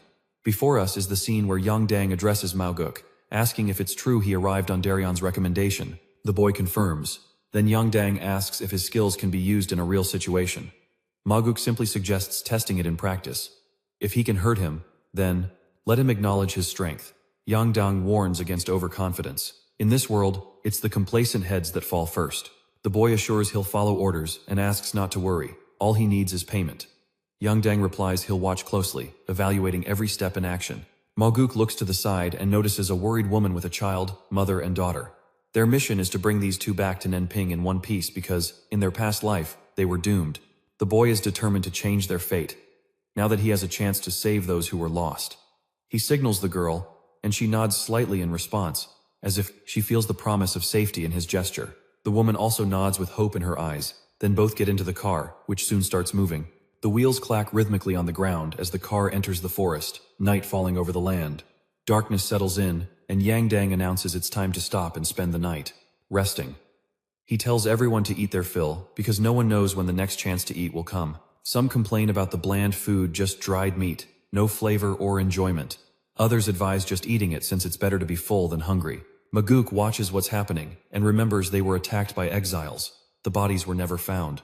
The victims were killed mysteriously, and no one ever understood what exactly happened that night. The stars in the sky shine extra bright this time, as if foreshadowing. Something fatal and strange is about to happen. The man hears a sharp, hoarse cough, then turns around, noticing a man choking up blood. And it's not just one person. Everyone who ate that meat starts choking and drops dead from an unknown poison. Maguk is shocked, his eyes searching for an explanation. He hears Yandang's voice asking why this guy is still alive and fine. Maguk slowly turns, realizing the poison was deliberately added by this man himself. He replies that he didn't touch any of the offered food. He simply refused to eat. Then Yandang draws his blade, saying it'd be easier if Maguk died with the others. The guy can't believe the commander poisoned the food to wipe out his own people. Maguk says this man's life is miserable, making a living by betraying and killing his comrades. Yandang laughs, saying after this mission, he plans to buy more wine and women. The guy asks if he really killed all those people for such cheap pleasures. Yandang curses him, telling him to mind his own life and not interfere with others. At that moment, someone says it looks like it's all over and the end has come for everyone. A group of masked men appears before them, each looking terrifyingly confident. Yandang asks nervously why they arrived so early, since this wasn't supposed to happen. One of them yells at the woman and child to get out of the car immediately, or he'll burn it down. The door slowly opens. The scared mother and daughter cautiously step out. The man says they were hiding like rats, and he got scolded for not finding them sooner. We learn his name is Warrior Quan, and the woman, trembling, begs him to spare at least her daughter. Quan pauses as if thinking, then says out of respect for the past, he'll let her live. Then suddenly he explodes, shouting if she really thought that, calling her disgusting. He declares she should crawl on her knees before him instead of pretending pride and dignity. The girl starts crying loudly. The mother cries too and offers 10 times the payment. Quan waves her off rudely. He doesn't need money since her father's already captured and all is lost. Her heart seems to stop from what she's heard, and Quan notices Maguk standing nearby. He wonders how this guy can calmly signal them in such a tense situation. Quan approaches Yandang and asks who he is and why he's here. Maguk replies he was hired to safely escort the mother and child to their destination. Quan asks if that means he doesn't obey him, and Yandang says he's just a vagabond. Quan orders Yandang to deal with this guy, to remove him like useless trash. Maguk says they're no better than street thugs ready to betray even their own boss. And he asks if Quan really naively believes they'll get paid, or if they'll be killed and everything taken. Quan gets angry hearing the comparison to mere bandits, and the guy adds he was actually polite. Because there's a child nearby, he doesn't want to say anything worse out of respect for the innocent. Quan calls him crazy and asks how this beggar dares talk to him with such insolence. Maguk says the man was furious because he hit a nerve, going straight to the heart of the problem. Quan loses patience and orders his men to kill Maguk first, without delay. The man points at Yandong, adding that since he spoke first, that means he's next on the list. Yandong is stunned, automatically turning around, as if trying to figure out if everything this was real. At that moment, a frozen weapon strikes the back of his head, and his eyes roll back. We see Yandang die from Quan's blow, everything happening fast, almost silently. Quan says that this idiot trusted him too much and was never trustworthy from the start. Maguk looks at Yandang's body, a shadow of regret and bitter irony in his eyes. He says this is how those who sell others for money and their own gain always end up. Irritated, Quan asks his henchmen if they're really going to keep listening to this bastard. Without hesitation, he launches the attack, reacting to the fury in the leader's voice. With a slight smile, Maguk tells the woman to cover the child's eyes and ears to shield him from the world's cruelty. She obeys without hesitation, covering not only the child's face but also in her own eyes, as if sensing the massacre about to unfold. Meanwhile, 3 big guys rush forward to send a stranger straight to hell. Maguk meets their souls with the grace of a deadly art. the 4 steps of death. This leaves Quan stunned, because in an instant, the stranger is already right in front of him, defying all logic. Quan screams in panic, trying to understand how this man got so close and where his companions and fighters went. He turns around and looks in horror at the heads of those men floating in the air, not touching the ground. An apparently ordinary man reveals himself as a monster, capable of unimaginable acts. Bodies fall, the woman is shocked, and Quan, stunned, tries to figure out who this killer is. Maguk calmly makes him realize the question isn't for him, but for Quan himself, who he really is. The woman finally decides to speak, and explains that Quan is a vassal of her family. She herself is the heiress of the Golden Estate, and carries the name Jiam Sayin, the daughter of its owner. Maguk explains that because of his position, he hid his face, pretending to be a wandering mercenary. Her father is Jiam Asu, one of the richest merchants in the Central Plains and the head of the Golden Estate's influence. He was once betrayed by the vassals he trusted most and ended up dying himself, along with his wife and daughter. Quan begins to realize that Galignor is seizing this chance to land a fatal blow. He draws his sword and prepares to attack, deciding he can still turn the tide of the battle. Quan swings his sword slowly, hoping to surprise his opponent and claim victory. But Maguk easily blocks the strike without even turning his head, as if he knew it in advance. Quan's eyes widen, his vision blurs as he realizes his own headless body stands behind his enemy. The guy turned out insanely fast, leaving the enemy with only one thing: the awareness of his own death. Quan's head rolls on the ground, and Sayin, shocked, presses her palms against her lips. Meanwhile, Maguk calmly notes that bastards always try to strike from behind when you turn away. Sayin, stunned by what she saw, says she needs someone like him, begging him to help her and her family. Maguk replies that times have changed and his services are now much more expensive than before. Without hesitation, she swears to pay any price if only he could save her father from the traitor's clutches. The guy just smiles, like saying, "It's all good, I'll find a way." At that moment, a big man appears on the scene, laughing loudly. They claim they finally caught the 2 men, and that the decade-long plan worked as expected.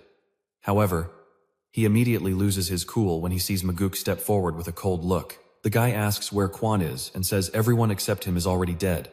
The traitor Dodu asks in horror who exactly killed Quan, not believing what's happening. Maguk calmly declares it was a handsome young man, a martial arts master whose strength surpassed all others. The big man is stunned. Why is this guy praising his enemy? He narrows his eyes and suddenly realizes Maguk is talking about himself, then indignantly shouts that it's just pathetic self-admiration in front of everyone. The traitor admits he has an innate sense for recognizing talented people. The big man signals his fighters, who surround Maguk in a tight circle. He notes that since this guy saved a woman with a child, he should have fled and not returned to the tiger's den. Maguk laughs simply, saying there are no tigers here. In front of him are only cowardly bastards who betrayed the master who raised and fed them. Sayin trembles with fear, sensing how this battle will end. The traitor still can't grasp what to expect from this cold, dangerous man. This guy wrecked Quan, but instead of disappearing, he came straight into the enemy's den. Despite the setting, his eyes are filled with absolute confidence. He knows exactly what he's doing. The big guy respectfully clasps his hands, offering to give him a name and even share a drink, despite the situation. Maguk coldly replies that politeness isn't a reason to expect mercy, and he can kiss his ass all he wants, it won't change a thing. The big guy quickly realizes persuasion won't work. Furious, he orders his henchmen to kill him immediately. He charges into battle, shouting, surrounding Maguk. The guy immediately decides it's time to act and firmly grips his sword's hilt. He rushes forward, leaving a trail of wind behind, and slices someone in half with a single swing. The fighters finally realize they're not facing a man, but a hurricane. But it's too late. One of them loses his head before even raising his sword. Maguk suddenly shifts position, strikes again, and another head falls in a bloody whirlwind. He continues his deadly dance. Using the 4 steps of the wind god, he destroys his opponents one by one. His enemies don't even have time to raise their weapons, his moves are that fast and precise. Sayin still covers her daughter's eyes, not letting her see the horrors unfolding. The big guy realizes with horror he's met no one. Standing before him is the living embodiment of punishment, surrounded by a pile of bodies. He gasps in fear and whispers, "Who is this unstoppable guy?" Maguk calmly replies, "He's nobody, just a mercenary drawn by the smell of big money." The big guy tries to buy him off, claiming he has a fortune that can change any fate. The guy simply smiles and asks why he'd need that. After all, if he wanted to change his life, he'd do it himself, not steal someone else's, especially from someone who once considered him one of their own. The big guy starts biting his lip, both angry and scared, when suddenly a shout rings out. Someone demands he drop his sword. The big guy turns around, confused about who dared interrupt him. He sees a man holding them back, the father of Cyan, as a hostage. The woman calls out to her father desperately, her voice trembling with horror. The traitor smirks maliciously, threatening, "One more step, and the owner of the golden estate will be dead." Maguk raises his sword and swings it upward. At first, it seems like nothing happened. But the next moment, the ground cracks. The shockwave reaches the hostage, leaving him no chance to survive.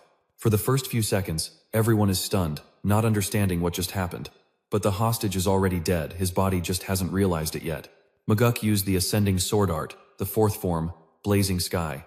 The big guy screams hysterically, unable to believe what he's witnessing. The guy looks at him with a slight shadow of disappointment.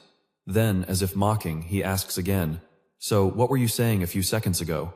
The traitor takes a step back out of pure instinct, retreating in fear from Maguk's face. He raises his hands in a pleading gesture, as if trying to buy at least a little time, clinging to a fragile hope. Maguk isn't moved at all by this plea.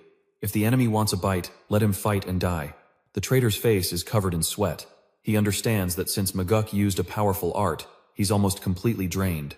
After a moment of hesitation, the guy draws his blade, deciding to strike first and seize the opportunity.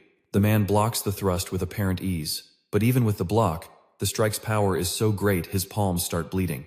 He swings his sword to the side, knocking his opponent's weapon to the ground with a dull thud.